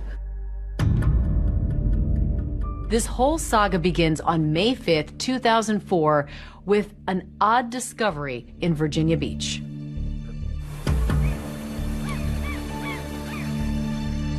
Early morning, a couple of fishermen and their kids are out on a boat by the Chesapeake Bay. Me and my friend Don Connors was going to go out fishing, and we both had days off, and D, or Don, we called him D, he said keep his kids out of school, we were going to take them fishing. So everybody was excited. We went right out through this bridge here, and if you keep on going, you'll run right into the Chesapeake Bay Bridge Tunnel. The Chesapeake Bay Bridge Tunnel is about 17.5 miles long. It really is quite astonishing. It connects the eastern shore of Virginia to Virginia Beach. Has two tunnels for two shipping channels, and once you get on the other side, you go north, you're up into Maryland, Delaware, New Jersey. So we went out there and anchored off of Fisherman's Island, and we were just doing some fishing. And suddenly, one notices that a suitcase has floated by. We wheeled the boat around, pulled up alongside it. I immediately thought it probably blew off of a car, off the luggage rack or something. D and his son had reached over and were trying to pull it up in. It had some weight to it, so I stopped the boat, reached in and helped him pull that thing up in there. And laid it in the floor of the boat. They found a dark green Kenneth Cole suitcase in pretty good condition that was apparently part of a luggage set of 3. They put it on board, and the little boy with them is very, very excited. He thinks it's buried treasure, so he wants to open it. The contents were covered with a thick trash bag, like a hefty bag or something. And I said, uh-oh. I was a little bit nervous then when I saw the black bags in there. So I turned to say something to D, and while I was talking to D, the young boy reached down and ripped open the plastic trash bags. There was no doubt of what it was. It was a set of human legs. There's a pair of male legs from the knee down, look very fresh, and they recoil in horror. I looked down there and said, oh my gracious. So I closed the bag back up, and I dialed 911. I was out on patrol in the Chesapeake Bay when I received a radio call. I made arrangements with him to meet me, and he transferred a suitcase over to my boat. I handed him the luggage, and he seemed surprised. He goes, what do you want me to do with that? And I said, open it up. I was pretty shocked. I'd never seen a suitcase with body parts in it before. There really wasn't any smell. They actually looked kind of fresh. The first suitcase being found was big news. It's not, a common find by any means, especially in this area. This is an alarming story. Everybody wanted to know who the man in the suitcase was. We kind of figured there had to be other suitcases with other parts in it. After the initial shock of them finding the suitcase, everyone was just waiting for what was going to wash up next.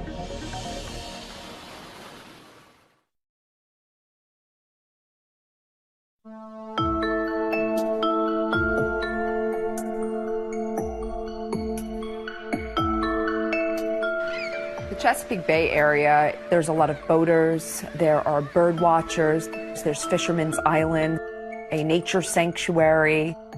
This is really kind of a tourist, a fun area.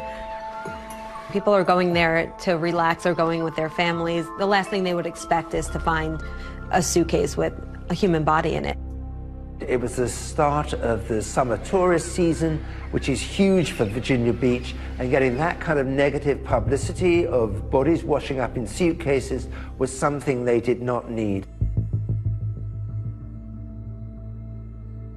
6 days later, the student was on Fisherman's Island in the middle of the Chesapeake Bay, which is a nature preserve.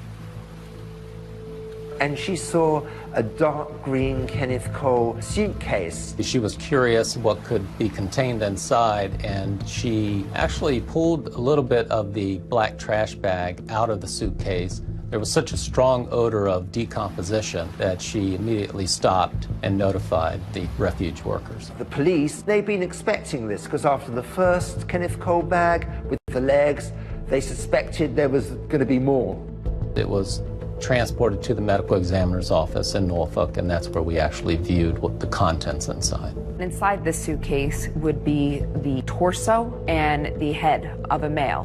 The torso is still attached with the arms and the head. The head was wrapped in what looked like a medical blanket. The face was somewhat identifiable, but it had been submerged for a while, so extremely bloated. The medical examiner is able to determine that the victim's been shot multiple times. There are a couple of gunshot wounds in the torso area and one through the head. There were 2 bullets that were recovered from the body, wad cutter bullets. And wad cutter bullets are not typically used by the average person, but they are used for target practice. And it became a very big local story. A student discovered a suitcase near Fisherman Island. Inside, a human head. It's getting a lot of coverage. It's the second suitcase in a week found near the Chesapeake Bay Bridge Tunnel, and the second one containing body parts. And everybody was waiting for the rest of the body to turn up. Well, the third suitcase was found on May 16, 2004 in the water by a fisherman. He saw the suitcase floating in the water. This third suitcase that had been in the water the longest did have some growth on it from floating in the water for so long. This suitcase contained the pelvis, so from the waist down to above the knees. Authorities realize they have to figure out who it is.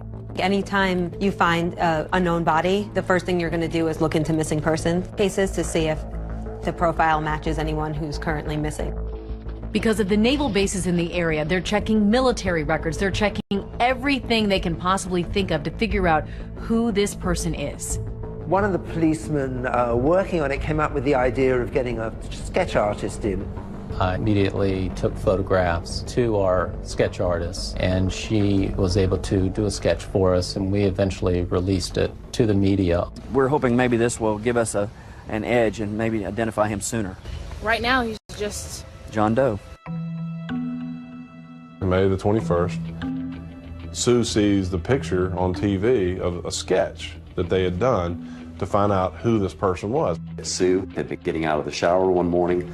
The television was on, and as she was getting out, toweling off, she looks at the TV. This is a sketch of the body that washed ashore near the Chesapeake Bay Bridge Tunnel this month. He belongs to somebody. I mean, he's got loved ones. She thinks, oh my God, that looks like Bill. Sue was pretty sure that it was Bill McGuire. This is John and Sue Rice, Bill McGuire's good friends. Bill and John had been friends since their early Navy days. Bill was friends with Sue as well. Melanie knew Sue. The couples had vacationed together. Sue immediately calls her husband to take a look, and he's not so sure it's Bill. But Sue's convinced it is, in fact, and says, please call Crime Stoppers. He was very good friends with Mr. McGuire. He told me that Mr. McGuire lived in Woodbridge, New Jersey. He was married to Melanie McGuire, and they had 2 small children. He wanted to know more about the dynamics of Bill, why I thought it could be Bill. And the only way that I thought it could be Bill is that, yeah, he's missing too. John Rice had spoke to Cindy Lagash, who is William McGuire's sister. I got a call from Cindy. She said, John, is Billy there? And I said, no, he's not. What's going on? And she said, well, Bill and Melanie got in an argument and he left and he hadn't been heard from. He said he was leaving and he wasn't coming back. My husband was full of bluster when it came to stuff like that. He would say things like that all the time. I didn't actually believe it was the last time I was ever going to see my husband. William McGuire had, in fact, vanished. Mr. Rice and his wife, Mrs. Rice, eventually agreed to come down to the police department in Virginia Beach and view some photos. Bill had a little red mark right here, and that's what I kept zoning in on when I saw the picture. That's exactly what I zoned in on. I mean, I've known Bill for 22 years. I kept seeing that, and I was pretty certain that it was Bill. Once we had a name and approximate age, we ran him through our computer system. He ran a check on Bill McGuire, and he found that McGuire had been arrested in Virginia for a reckless driving charge in the 1980s. His fingerprints were on file already, which made it a lot easier, and they're very quickly able to confirm that the fingerprints matched. The man in the suitcases was identified as 39-year-old William McGuire of Woodbridge, New Jersey. So according to Melanie, she just thinks her husband is missing, but she is about to get the news that will change her life forever. And he said, I'm sorry to tell you, ma'am, that William is deceased. And I just burst into tears. Now they've solved the mystery of who the man in the suitcase is. The big question is, how the hell did he get there?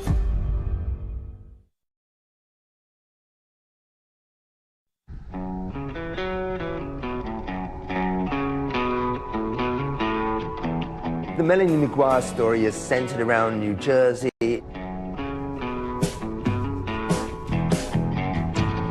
They lived in the working class part of New Jersey where The Sopranos took place, which was perhaps the hottest show at the time. Woke up this morning, got yourself Melanie is a Jersey girl, born and raised there. Her parents are Linda and Michael Caporero. She's a great, great daughter, mother, friend, full of life, fun-loving, a good girl, never in trouble, never in trouble. Always trying to help people. She's working in the restaurants in Jersey. She's a waitress, and she met Bill McGuire. He was also a server. Bill was known as the rude waiter because he would speed people up in a jocular way, but they loved it, and he would ask for the rude waiter. What was he like? Funny, clever. He had a big heart when he wanted to. He wanted all the right things. He was very, very loyal. He was a tremendous friend. When I first met Bill, I didn't know what to make of him because he was really a practical joker and whatnot, and I thought, well, this guy could probably get on somebody's nerves with all this. But he was so funny, he just kind of overcame whatever resistance you might have to him. Melanie was a fertility nurse when I met her. Just so caring, so nurturing. She was working with women who were going through really tough times, trying to get pregnant. She was very compassionate, and her patients really loved her. What made you a good nurse? Type A personality. The way I looked at it, I was not going to be happy with anything less than the total comfort level of my patients. In 1998, Bill called John and I and told us that he wanted to bring Melanie down to meet us. Melanie, she's a really nice person to be around. Physically, she's beautiful.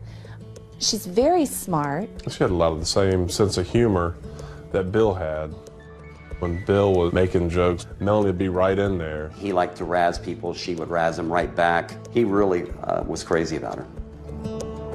What was your relationship with Bill like in the beginning? In the beginning, it was the challenge, it was the chase. It was, we had a bit of a tempestuous relationship even before we got married. We would break up, get back together. Bill and Melanie dated for quite a while. They were crazy in love at first, but it quickly became tumultuous. There were infidelities. They'd go back and forth. They'd fight. I think they liked the drama of it. I think she thought she could make a difference in his life. I think she thought that she could maybe change him, make him happy. She truly did love him. You guys want some more champagne? Yeah. All right, let me go get a bottle. Because there's nothing in there, is there? They got married in 1999. It was probably one of the most extravagant weddings we've ever been to. Mr. and Mrs. William McGuire. Melanie on her wedding day looked absolutely gorgeous, angelic, you know, just perfect. Both Bill and Melanie seemed like they couldn't have been happier. She was a little naughty. He was marrying a girl that he absolutely loved in a way that maybe he hadn't loved anybody before. Bill, did you put your hand up? This is the last time Bill's going to have the upper hand. Bill McGuire got a $65,000 a year job with the New Jersey Institute of Technology. Bill and Melanie settle into a rented townhouse in Woodbridge, New Jersey. Woodbridge is a sprawling, densely populated township on the suburban end of New Jersey's industrial flatlands. If you're going down I-95, you're taking exit 11 to get off to Woodbridge. We were both happy, new parents, and then things changed drastically. He had a dual personality. He could be very likable, and then on the other hand, he'd be very calculating, manipulate you. And he had always had issues with gambling, and he would go through periods where he would go down to Atlantic City a lot. There were times that he would just take off to AC and gamble, and you wouldn't hear from him, wouldn't know what was going on. He found he could make some money gambling. There were good times with that, and there were bad times, and there were a couple of times I put my foot down, and I said, that's it, no more. So then he would get involved in the stock market. He wanted what he wanted, and he couldn't get it fast enough, and with that came frustration, and eventually that frustration became directed at me. There was one particular argument over the phone where he had gotten stopped for a traffic ticket. He had an absolutely atrocious driving record, so I started to argue back, and the next thing coming out of his mouth is, when I get home, I'm going to kill you, I'm going to smash your face in. It's very difficult for me to think back on it because I actually drove off in the middle of the night, and I had left and I should have stayed gone. Why did you stay? I wasn't strong enough to leave. Did you love him? I did, and even though, now at this point, bear in mind, I'm having an affair. What appealed to you about Brad Miller? He was just very, very tender. I really tried to fight it, but I couldn't fight it. Life for the McGuires is getting a little more complicated, and then one night, it all erupts. Bill was probably the most streetwise person I've ever known, and I can tell you he never saw it coming.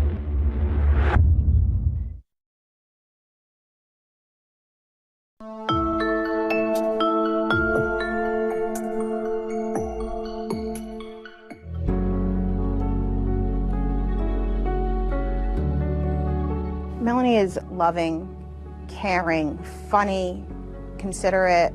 We just clicked right away, to the point that I asked her to be in my wedding when I got married. Love is always patient and kind. It is never jealous. Love is never boastful or conceited, and is not resentful. Love takes no pleasure in other people's sins, but delights in the truth. In June 2001, the McGuires were already married for a few years. And even though there was some friction in the marriage, Melanie McGuire decided to have another child. Little does her husband know just how ill-timed this pregnancy is. Not only is Melanie about to have their second child, she's also having an affair. Dr. Bradley Miller was a partner in RMA Associates, and Melanie was working as one of his nurses. He was so kind. I'd come back to my desk after a long meeting with a patient, and there'd be lunch sitting on my desk waiting for me. You know, there was always a little bit of flirtation, banter back and forth. Melanie was about 38 weeks pregnant, and things changed between her and Dr. Miller. I was about to go out on maternity leave, and I was sitting actually in his office at his desk. I just mentioned I have a pinched nerve in my neck, and he put his hands on my shoulders and started to rub my back. I really tried to fight it because this was not going to be good. This was not going to be good for anybody, but I couldn't fight it. After Melanie came back from maternity leave, she and Dr. Miller started a full-blown affair, and it seemed like they were falling in love with each other, although they were both married with young children. Shortly after my second son was born, that's when things began the final descent downhill, if you will.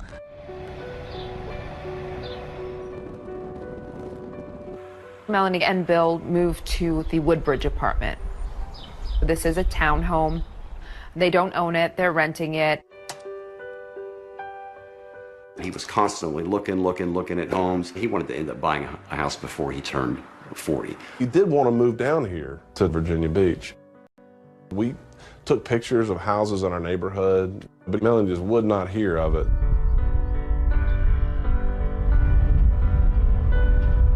They ended up putting a really sizable deposit down on a very nice home in New Jersey. It was a very nice house. It had quite a bit of land. It was a $500,000 home. It was very contradictory. She's becoming closer to Dr. Miller, but she's going along with Bill's idea of buying a house. The marriage wasn't going well at all. So why were you buying this $500,000 house together then?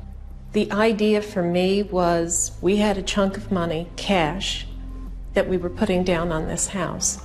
In the past, we'd come to points where we had been in similar situations, and ultimately something would happen and he would go and gamble the money away. I figured this at least was an investment. On April 28th, they're due to close on the house at 2 o'clock in the afternoon, and she's in constant touch with Dr. Miller, who's pleading with her not to buy the house. He wants to be with Melanie, and he sees a future life with her. And Melanie told him that, not to worry about it, it's going to be okay, I'll take care of it. After they close on the house, they go back to their rented townhouse. Bill is so excited. He calls John Rice. John said that Bill had never been happier. The last person Melanie speaks to that night is Dr. Miller. She tells him, look, we've closed on the house. Bill's had some red wine. He's asleep on the couch, but when he wakes up, we're going to sort this out, and I'm going to tell him I want a divorce. Melanie described the events that would happen later on as a big fight.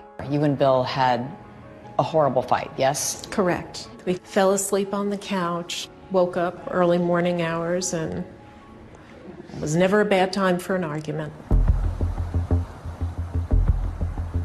We're talking probably 3, 4 o'clock in the morning. And it starts on the house. I settled for that house. What the hell are you talking about? You settled for that house. It's a $500,000 house. That's not what I wanted. Melanie says that Bill turned around and said, what I really wanted was a house in Virginia for cheaper, but you refused to let us do that, and so I have to settle. And she says this turns into a very heated argument. From there, things became more physical. How physical? In what way? He shoved a dryer sheet in my mouth. He had a thing about dryer sheets. The story that Melanie tells about a fight that seems to escalate over a dryer sheet is the same story she told us back when we first spoke with her. We're still arguing, and there's the laundry basket, and there's a dryer sheet just hanging out of one of the baby's sleeves.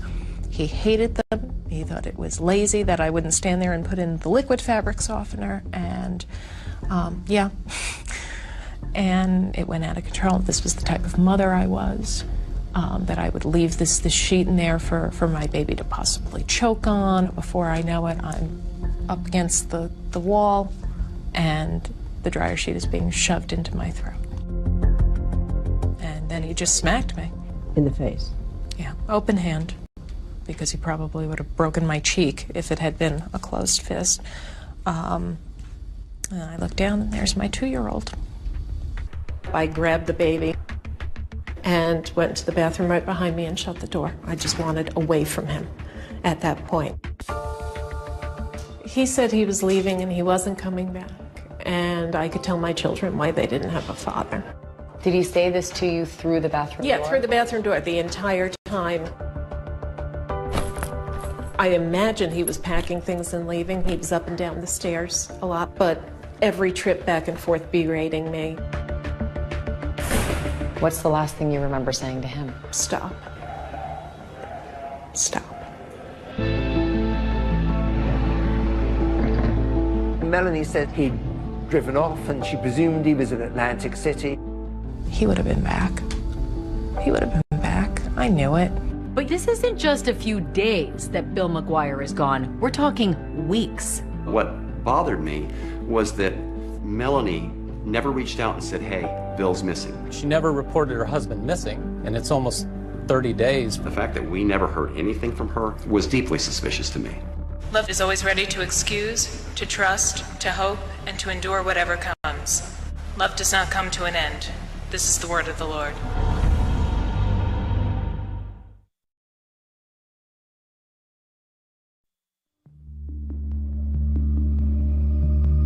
In the early morning hours of April 29th, 2004, Melanie McGuire said that she and her husband Bill had a violent fight and that he left and she never saw him again.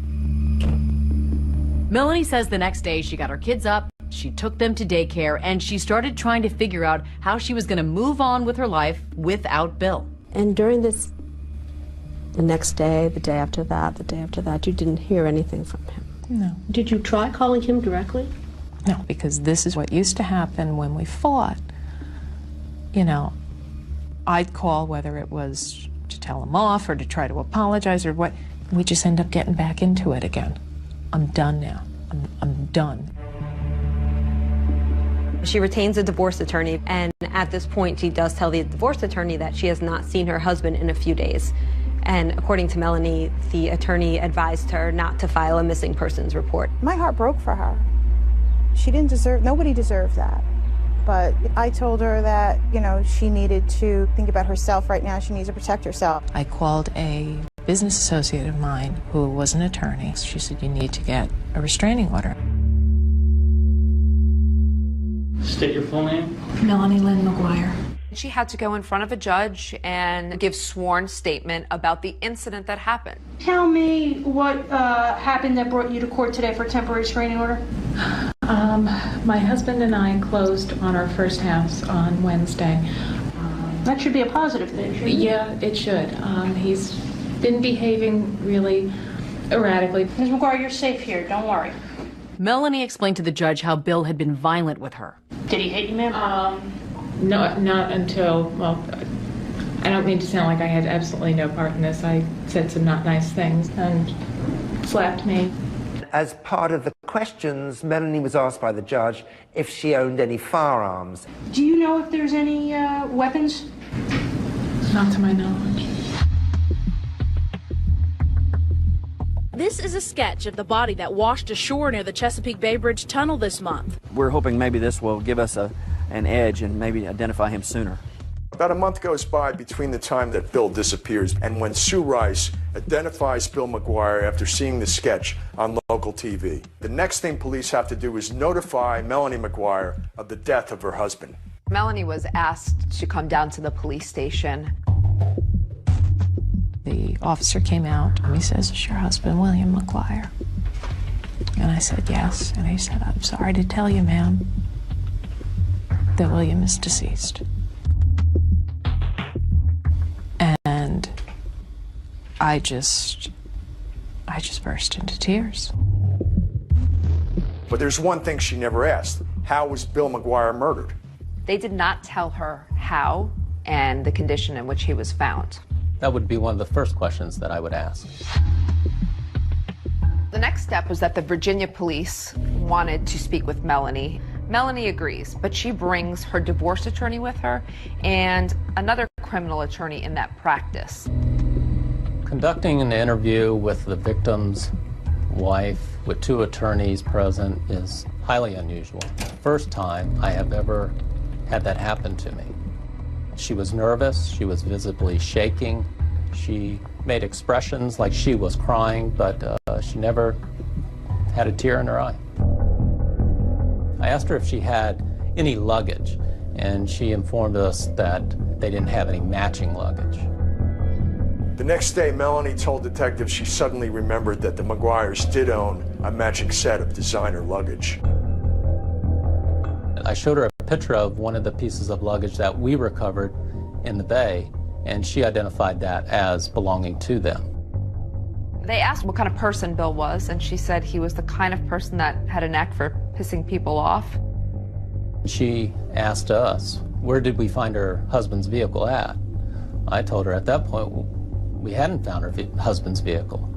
And she said that probably a good place to look would be Atlantic City, New Jersey. She also informed us that her husband had a gambling problem. Did he get involved with the wrong people? That's what I would have to believe, that he had gotten himself into something, and Bill always thought he could handle everything. He was always into some kind of deal, so I think maybe this deal was his last deal. After the interview was done that evening, we also conducted a search at their old apartment building. The apartment was empty. She had already moved out. They asked him about Bill's possessions and his clothes. We discovered that Miss McGuire had already given all of her husband's belongings away. Virginia Beach detectives find out that Melanie McGuire had given most of Bill's belongings away to a friend's cousin, and they wanted to track that man down. Eventually they did and found out that most of Bill's clothing was still in black trash bags, much like the bags that contained Bill McGuire's body parts.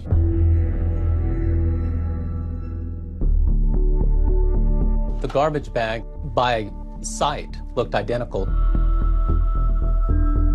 Things are starting to make sense with the detectives. There's black trash bags, and there was also the hospital blanket that the head was wrapped into. And they're thinking, well, Melanie McGuire is a nurse. That's kind of an odd coincidence. At Melanie's suggestion, detectives start to search Atlantic City for Bill's car. And lo and behold, that's exactly where they find it. The Atlantic City forensic unit processed Mr. McGuire's vehicle. They took photos, they fingerprinted, they vacuum cleaned the floorboards. The body was released to Melanie on a Tuesday. Immediately she had him cremated. And the funeral lasted all of 10-15 minutes at the most. She called the following evening after the funeral, and at that point I just kind of blasted her. I just told her, I said, Melanie, Bill deserves so much more. And Mel just said, well, I'm a single mom now, and now I've just got to get on with my life. I said, well, no, the next thing is we've got to figure out who did this to him. And after I got off the phone, I remember hanging it up, and I said, John, she did it. She did it. Everything pointed to Melanie McGuire. Through wiretapping her phones, the police discovered the relationship that she was having with Dr. Miller. It's a eureka moment because it provides motive. I've told them everything that I know. But they're, they just don't. They want you to break.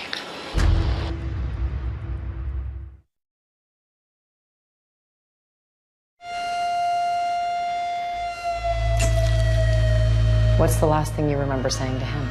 Stop. Stop. People like to believe that someone was capable of committing this type of murder. Accused of cutting up his body and throwing it into the Chesapeake Bay. That the person who did that would look like a monster. But sometimes killers look just like Melanie McGuire. Is there anything else you're not telling me? Like what? Like I killed my husband. Did you? Thanks for asking. A scorched earth investigation was conducted, and the lack of evidence is resounding. The evidence in this case points to a well-organized, meticulously planned execution of a murder. Computer searches that said how to murder someone, how to poison someone. Basically, multiple searches about how you kill someone. I don't get to be an evil genius and an idiot at the same time. I believe that Melanie was wrongfully convicted. Who do you think killed your husband?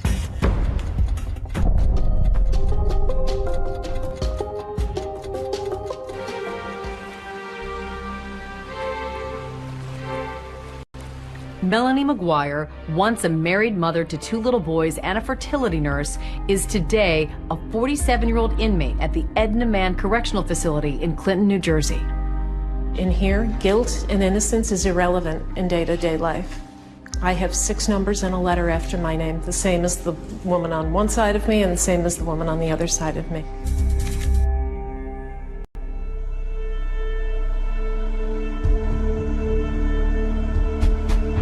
After Virginia Beach exhausted their investigation, they realized all signs pointed north to New Jersey. My name is Patty Prezioso. I was the lead investigator in the Melanie McGuire investigation and prosecution. Patty Prezioso was a very driven and highly successful Assistant Attorney General in New Jersey. You let the evidence guide you and you follow it until it's clear what happened. She was extremely competent, and it was obvious. The task force had local police, state police, the Attorney General's office. They decided to treat this case with top priority. It was clear that he had been shot, and trying to find out if any of the people close to Bill owned a gun was a top priority. The detectives don't find any record of Melanie buying a gun in New Jersey, so they decide to check Pennsylvania. They knew that Pennsylvania was close, and a lot of people will go to Pennsylvania for firearms because the gun laws are more lax. There's less of a waiting period, and so you can go in and essentially walk out the same day with a firearm. It turned out that when the record check was done with Pennsylvania, a record came back that Melanie McGuire had purchased a gun. I remember plain as day when she came in, because not many women come into the shop. She filled the forms out, and then when she wrote down her occupation, that she was a nurse, that stuck in my mind, because I guess that was the first time I ever sold a gun, to a nurse. Melanie bought a Taurus 38 Special, and she bought wad cutter bullets. And that gun was purchased just 2 days before Melanie McGuire said her husband went missing. And remember, early on, Virginia detectives talked to Melanie, and she never mentioned anything to them about buying a gun. I had informed my attorneys of the purchase of the gun, and they said, well, if they ask, don't lie, but don't offer any information. And they never asked about a gun. Melanie bought the gun because Bill wanted her to buy the gun. She could get it, he wanted it. What he wanted, he got. Because Bill McGuire had a felony conviction stemming from his horrendous driving record, he was barred from purchasing firearms. You say your husband asked you to purchase the gun, but you purchased a gun just 2 days before your husband went missing. Of course, it's a coincidence. However, he was on me for a while about that, about trying to get that. And if something was happening, if he was in some sort of trouble, that may very well have been the reason why he was so intent on getting it. Once the police really honed in on Melanie, they began wiretapping her phones. Hello. Hi. The surveillance was so intense that over a 40-day period, they recorded 500 hours of her phone calls. Every time you get your head back above water. Yep. And that hand reaches out from beyond the grave. A lot of those calls were very cryptic. Hey. How you doing? I spoke to, what's his name, about shipping? Alex. I didn't want to say name. Do you understand what I'm saying? Yep. She used the phrase a lot, being cut off at the knees. At least meet with a lawyer ahead of time who might cut it off at the knees. Doesn't that look suspicious? It doesn't matter what it looks like. She was a little salty. That was her personality, though. She was a Jersey girl. A lot of them were to her boyfriend, Dr. Bradley Miller. It was very clear right from the beginning that the relationship with Dr. Miller was different. There was a change in her voice. It was a softer tone.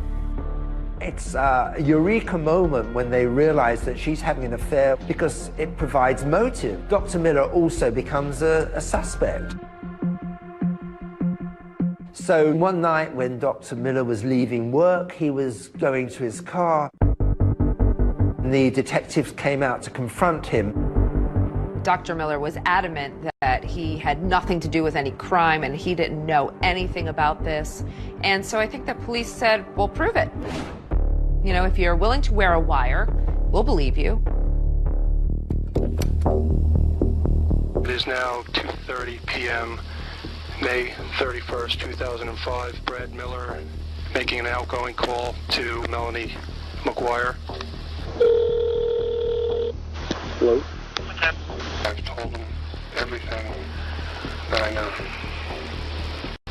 But they're, they just don't. They want you to break.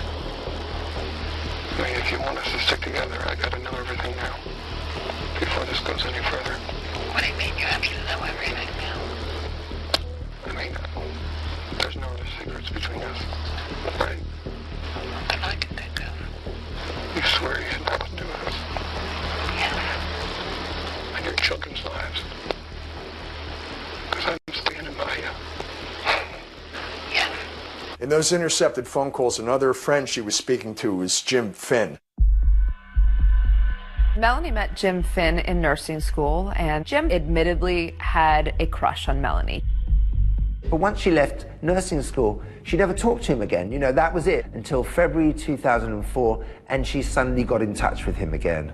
When she needed something, he was someone that, she could manipulate. And she knew he was a lover of guns. The police also approach Jim Finn because they find that before Bill disappeared, she's been talking to him about the firearms.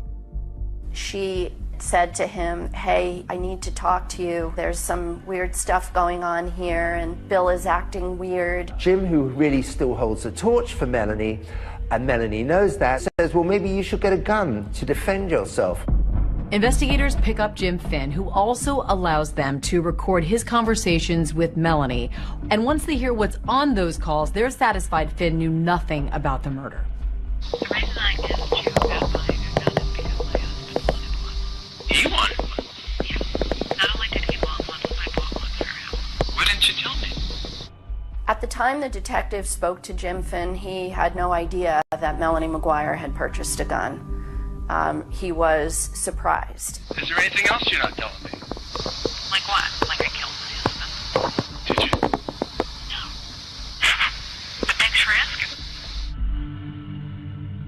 Melanie never wavers on whether or not she was involved. It is always a hard no. I want you to tell me the truth. I'm telling you the truth. I did not do it. She was under a microscope. Everything she did was being watched. Everything she said was being listened to. Melanie does something that most people would find a little suspicious. Investigators start looking at her Easy Pass records. They notice trips to Atlantic City. She knew that Bill McGuire's car was in Atlantic City because she put it there. That requires 2 drivers. So that means someone helped her. What investigators find in Atlantic City has them wondering, did Melanie have an accomplice? And if so, who was it?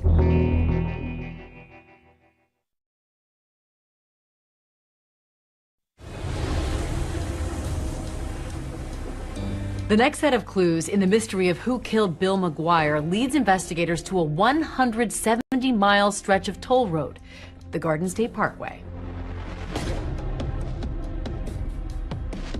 With Melanie now the prime suspect, detectives start pulling her records. They try to track her movements in the days around her husband's disappearance. And one of those is her E-ZPass statement. So when investigators start looking at her E-ZPass records, they notice that there were charges for 2 trips to Atlantic City. On April 30th, 2004, just 2 days after the fight Melanie said that she and Bill had, Melanie does something that is very odd and most people would find a little suspicious. I'm starting to become more actively angry at him. And I'm thinking, that son of a bitch, I know where he is. According to Melanie, she decides that he's probably in Atlantic City gambling, so she's going to drive down there and she's going to look for his car. Absolutely not rational, but get in the car and go down there. And I'm driving down, and I take the first pass on this highway, and I see a dark sedan. There's no way. There's no way. And lo and behold, there it is. Once Melanie spots Bill's car from the highway, she decides she's going to move his car. Melanie says in the past, when they're angry at each other, it's a way of messing with each other, I guess you could say. Pull off onto a little side street, and I parked my car, and it was like Mission Impossible. Scooted up to the car, got in, started it, and drove away. And where'd you put it? What I believe to be the Flamingo Hotel. What Melanie said was, I was going to move his car to the seediest part of town, the most annoying for him to find.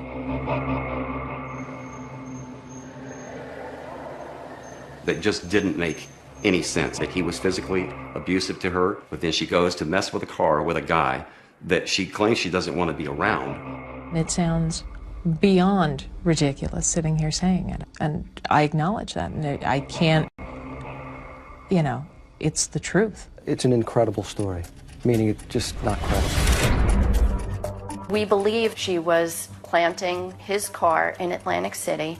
She was trying to create an illusion that Bill McGuire was still alive. That requires 2 drivers. So certainly that means someone helped her. Someone had her Pathfinder, and she was driving Bill McGuire's car.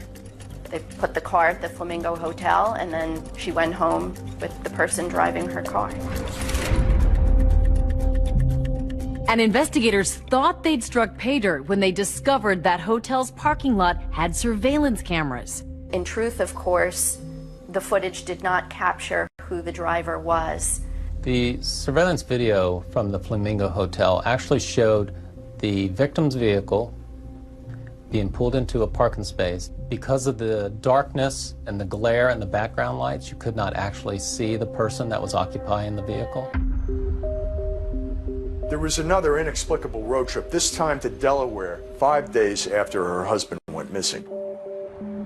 She had shared with Dr. Miller that in the early morning hours of May 4th, she was actually furniture shopping. Investigators think that this Delaware furniture trip is really just a ruse. That same road would have taken her to the Chesapeake Bay Bridge Tunnel. Normally, someone would take the New Jersey Turnpike to go over the Delaware Memorial Bridge, picking up Route 13, which runs south to the Chesapeake Bay Bridge and Tunnel. Patty Precioso says that Melanie actually left the night before from New Jersey, drove Bill's remains to Virginia. We believe that that was when she took the suitcases with Bill's remains and got rid of them in the Chesapeake Bay.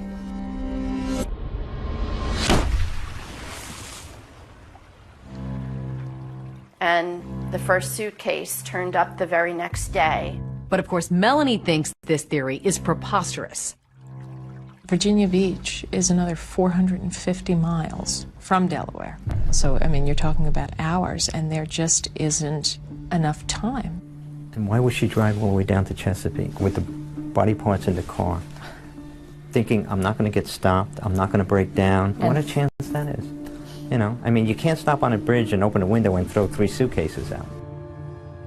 Maybe if it was one of these pieces of circumstantial evidence for which you might have a reasonable explanation for 1 or 2, but we're talking a large amount. You can't have reasonable explanations for all of them.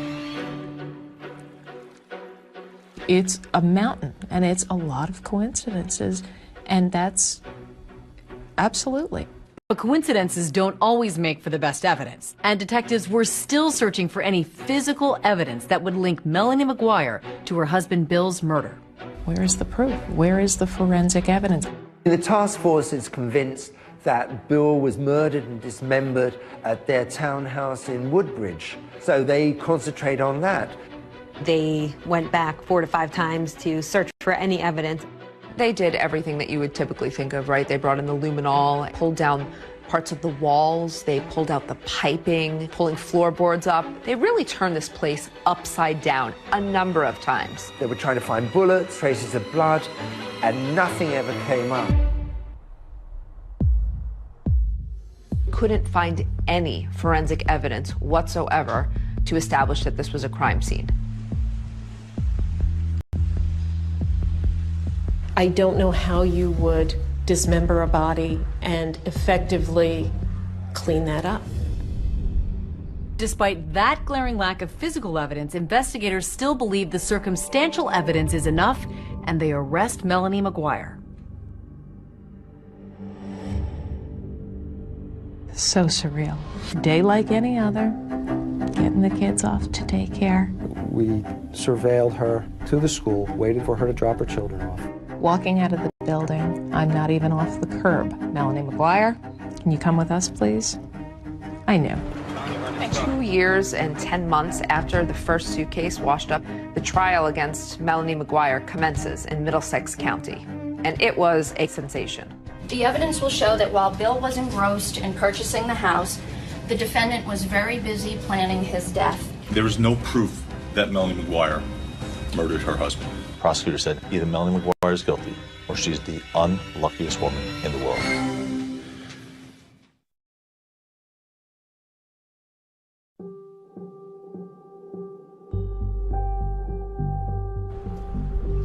On Monday, March 5th, 2007, 2 years and 10 months after the first suitcase had washed up in the Chesapeake Bay, Melanie McGuire went on trial for her husband's first-degree murder. This was a case that had garnered a lot of media attention in New Jersey. It had all the elements that it was going to be a salacious trial. The judge let us know that the trial was going to be televised. Let's bring a couple of experts into the conversation to help us sort through yesterday's evidence. It made people act differently. I think Melanie loved the idea that she was the center of attention. She seemed very relaxed, much more relaxed than I would have been. It was a double-edged sword, because if she sat there, you know, more stoic, she looked nasty or she looked mean. And then when she was being more upbeat and talking to people, oh, well, you know, she's joking around at her own trial. There was nothing she could do that wasn't going to be criticized. By the time Melanie McGuire gets to trial, she's hired Stephen Tirano and Joe Tacopina to represent her.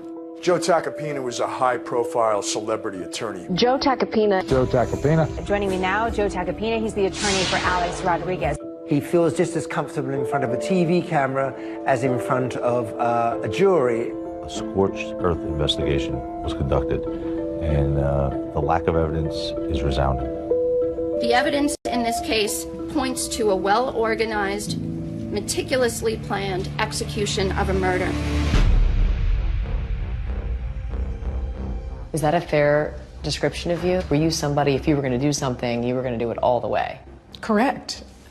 And I would counter that argument with, if that's the case, then I would have been sure to not include blankets that could be traced to me, my own luggage. I don't get to be an evil genius and an idiot at the same time.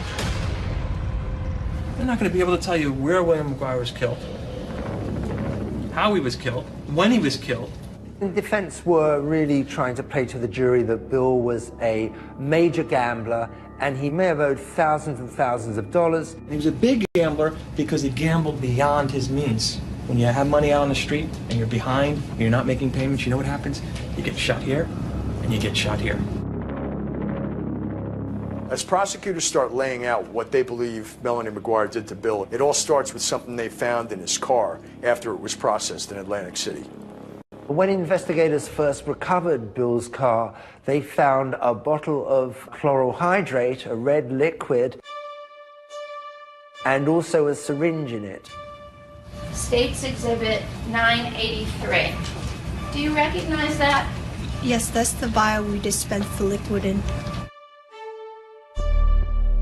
Chloral hydrate is, have you ever heard the term slip somebody a Mickey?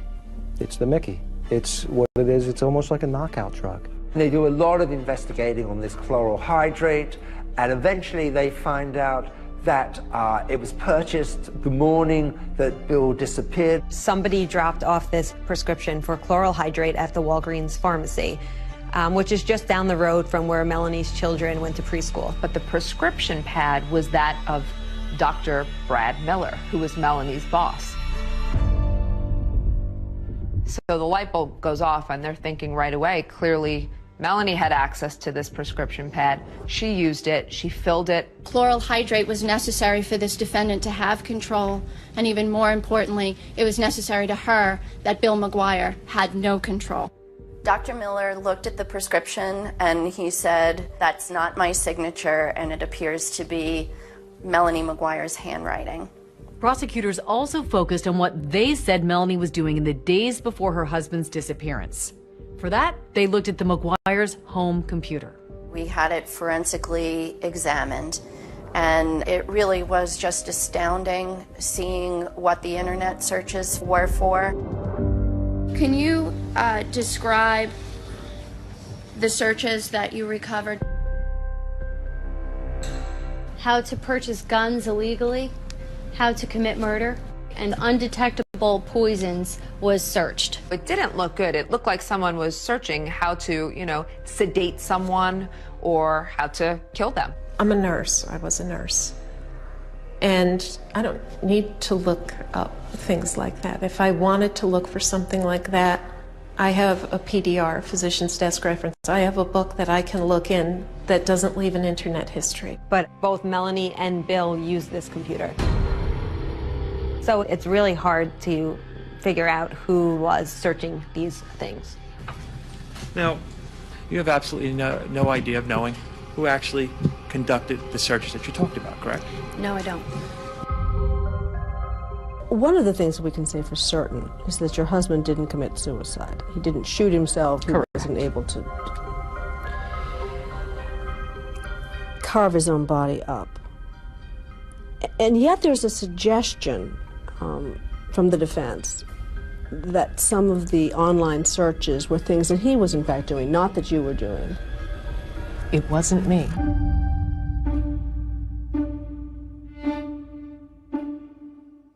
Although investigators found no physical evidence in the McGuire's home, they did find something significant in Bill McGuire's car.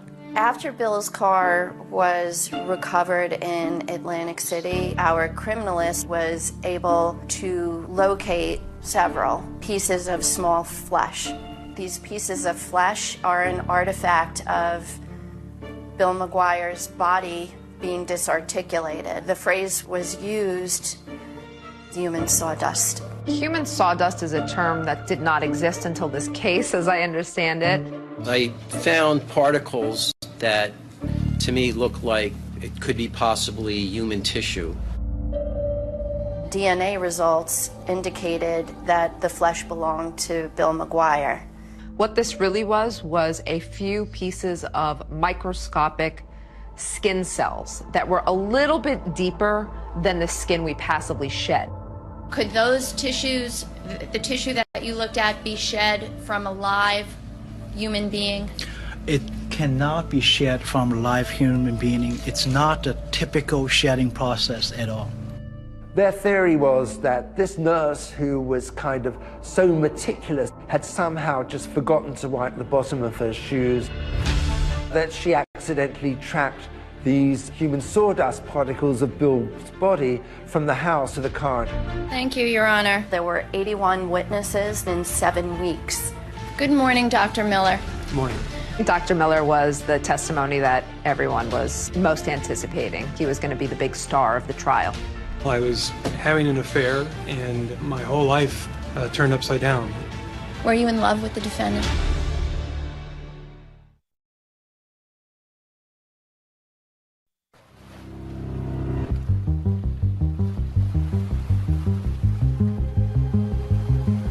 Do you want to call your next witness, please? Yes, Your Honor. The state calls Dr. Bradley Miller.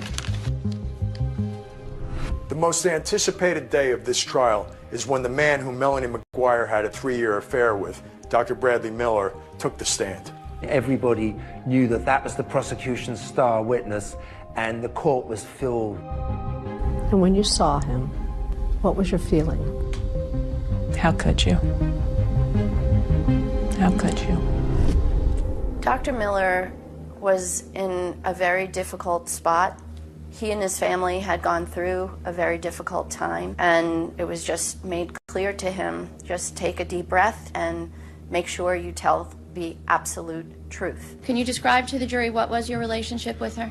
We worked together. She was an excellent nurse. She took very good care of the patients. They all loved her. Sir, did there come a time when your relationship with Miss McGuire got more intimate? Yes, it did. It was towards the end of her second pregnancy. She was about 38 weeks pregnant. And before she went on maternity leave, we had oral sex in the office. So not proud of that. It has to be pretty hard to hear it come out in court. Hard for me to hear it, hard for me to think, oh my God, my parents are hearing this, my 84-year-old grandmother is hearing this. Were you in love with the defendant? Yes, I was. Had the two of you discussed future plans together? Yes, we were hoping to be together in the future. If we do make it through this, I'll just have to take whatever money I can get and get away. With Dr. Miller on the stand, prosecutors were able to score some points because there were certain things that Melanie never told Dr. Miller. Did the defendant ever tell you that she purchased a gun? No, ma'am. I had no knowledge of her purchasing the gun, no. Did the defendant ever tell you that she went to Atlantic City and parked her husband Bill's car at the Flamingo Hotel? No, she did not. Did there come a time when the defendant shared with you that she had done that? Yes, and I asked her, well, why didn't you tell me this sooner? And she told me that she didn't want me to be upset, that she's going back to find Bill, to bring him back, and rekindle the relationship. We looked very closely at Dr. Miller. There was no evidence connecting him with this crime.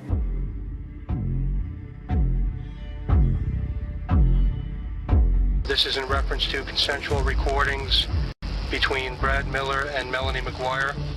You agreed to consensually record a conversation with the defendant? Yes, I did. Prosecutors really wanted the jury to hear those intercepted calls so they could get a sense that maybe her desire to be with him was the motive for the murder. During the calls, Dr. Miller spoke about their future together, probably prompted by detectives. After a divorce, and she gets half the money, I mean, still be something to live on. The understanding between us had always been that the children came first. And he starts talking about divorce and a future and moving forward, and I even say on the tape, why are you talking like this all of a sudden? I'm confused because you've been the one to stress to me that we have to wait to see how everything plays out. The defense was also able to score some points with those recordings, which called into question Dr. Miller's character. At the time of those secret recordings, he was still having an intimate relationship with her. After you tape recorded her, sir, you then had additional intimate relations, correct? Yes, sir. Did you tell her that, by the way, that you had tape recorded her? No, I did not. I think that was damaging to his character and was a very big turnoff to the jury.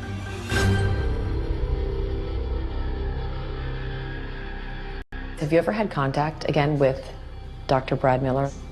No.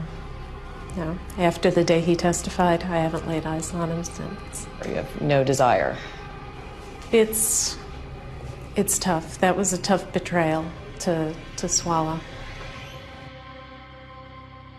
What matters is whether the state, and the burden is on me and I welcome it, whether the state has proved each and every element beyond a reasonable doubt. When you combine the computer searches, the prescription for chloral hydrate on prescription pads that the defendant used, and then you have the victim found inside their matching luggage, the bullets consistent with the gun that she purchased. It was a mountain of evidence. There's no question in my mind that she did it. I also don't believe that she acted alone. Now, who helped her? Paddy Precioso told the jury that there was a very, very good chance that Melanie had an accomplice. Although he was never charged, investigators took a hard look at Melanie's stepfather, Michael Caporero. The prosecutor needed somebody, so they focused in on me. Anything they wanted, we gave them. We gave them DNA, we gave them hair samples. I had nothing to do with anything involving that crime. You don't need the precise when. You don't need the precise where. You don't have to find that she pulled the trigger. You don't have to find that she had hands-on physically in regards to his death. Well, boy, that leaves a lot of speculation out there for the jury. You can't guess someone into prison for the rest of their life. The jury goes into deliberation, and Melanie and her family are waiting on pins and needles. I was very concerned. I think we all as people like to believe that if someone was capable of committing this type of murder, that the person who did that would look like a monster. But sometimes killers look just like Melanie McGuire. The day the verdict was read, the atmosphere in the courtroom was just electric. Has the jury reached a verdict in this case? Yes, Your Honor. How do you find as to the count of the indictment charging Melanie McGuire with the murder of William McGuire? Guilty. I just remember seeing her collapse. I remember grabbing Joe's arm, and I remember feeling my legs just kind of go out from under me. She's alternating between I didn't do it, and my babies, and referring to her two children.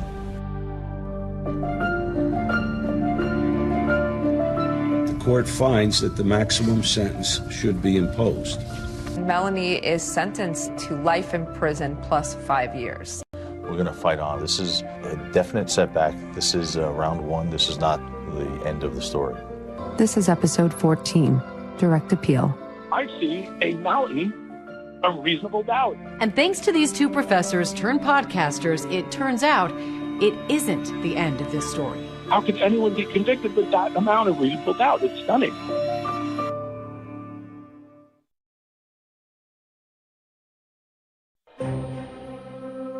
After sentencing, Melanie McGuire was taken to the Edna Mann Correctional Facility in Clinton, New Jersey. Her new home would be a 6-by-9-foot cell. It's just beginning for us now. We'll never give up. We will never, ever give up for her until the truth comes out. On Direct Appeal, we examine the murder conviction of Melanie McGuire. This is a prepaid call from Melanie McGuire, an inmate at Edna Mann Correctional Facility.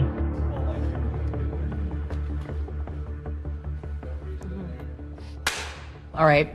Obviously, Melanie's been convicted. She's exhausted all of her appeals at this point. So how did the idea for this podcast come about? Melanie McGuire was looking to speak with someone about her story because she had done really poorly in the court system, and I think she was frustrated. And after visiting with her the first time, I was like, this is a story. This is important. I expected the worst, and what I got was just one step shy. They give the verdict, parole eligible at the tender age of 101. It was very difficult. It was reliving it. This was the first time somebody was basically saying, we hear you. What'd you say? Let's get to the juicy part. I want to know, do you think she is innocent or guilty? In the end, I believe that Melanie McGuire was wrongfully convicted. So you believe an innocent woman is behind bars right now? Absolutely. I believe this is a case of a wrongful conviction. So let's talk about some of the questions you raise in your podcast, and let's begin with the gun.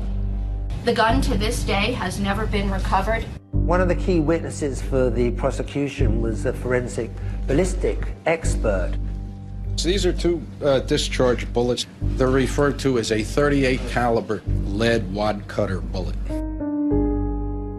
Is it possible that the gun Melanie bought is not actually the murder weapon? I think it's probable. No one plugged the serial number of my gun into a website to find out what the specifications were. Apparently each gun makes something called lands and grooves. Lands and grooves are rifling characteristics that are machine pressed into the barrel of a gun. And when the bullet passes through the barrel, the same number of lands and grooves are going to be imprinted essentially onto that bullet. There were 5 lands and grooves that my weapon was said to have made based on the company's website. The bullets that came out of my husband had 6 lands and grooves. It was a mistake on a gun manufacturer's website. We were not gathering evidence from a gun manufacturer's website. The evidence that was at trial was from ballistic experts. But the website was updated. It was. After this trial to incorporate the possibility Of that 5 it or could 6. have 5 or 6. I thought that was questionable. I think it's very questionable that for years historically it says one thing and then it's updated right after. Let's talk about the garbage bags. The prosecution had an expert that said that the garbage bag in which Bill's body was found in was consistent with the garbage bags that came from Melanie's apartment. You can see these lines here. There's a straight line here, this sort of smooth line. There's also 2 other lines close together in basically the exact same position. This indicates that these 2 bags were made at the same facility on the same line within a very close proximity of time. He ran tests, but he didn't do all the tests that you actually need to definitively say whether these bags matched. Even his own data shows that they probably weren't the same bags. Well, there are always other tests that can be done in any analysis. Based on the testing we had conducted and the results that I observed, I felt competent at that time to conclude that the bags were produced during the same run. They put on a really good show. And I think when you have props, 2 garbage bags, oh wow, those do look alike. And so what the jurors are listening to sounds like fact, when in reality, it's just someone's expert opinion. There is something else that's significant that you think the jury should have heard more about that was found inside those suitcases. If you look through the lab reports, page upon page upon page, white hair, brown hair, black hair, animal hair. I think that's indicative that there was animal hair where the dismemberment took place of Bill's body. You mentioned that you found some animal hairs. Did you find anything that you considered of evidential value? No. And they looked high and low to connect Melanie to some pet. And once they found that there was no way to connect Melanie to these pet hairs, it became not of evidentiary value. Why is that? Simply because they don't match your suspects? Those hairs should have been tested because that's a huge question mark. Melanie did not incapacitate, shoot, use a saw to dismember her husband. You know how hard it is to cut through bone. It is physically exhausting. And also, if the crime scene didn't happen there and she's home with her children all night, where is this happening? There are just too many holes in this story. In this case, with the mountain of evidence against her and a very complex plan, I submit to you it's amazing we know as much as we do. This was a murder trial. It wasn't a contest to see who could outsmart the investigators, and if someone is smart enough to successfully hide a crime scene, that they win. Did you find any evidence that exonerates Melanie, that proves her innocence? I wish we did. I had hoped we would. I still think that we might get a tip in that direction. What do you say to the people at home who watch this and say, how dare she talk from prison and bring this all back up again? Enough pain has already befallen her husband's family, her own sons. There's a murderer walking around. Even if we discount what's happened to me, the killer is out there. And it's not me. She had about as good a counsel as money could buy. She certainly had a fair and impartial jury. The fact of the matter is sometimes the evidence is such that your attorneys, no matter what you can pay them, they simply cannot overcome what you've done. So she can say whatever she wants. She's a liar and she's a killer. Today your boys are young men? They are. Is there anything you'd want to say to them?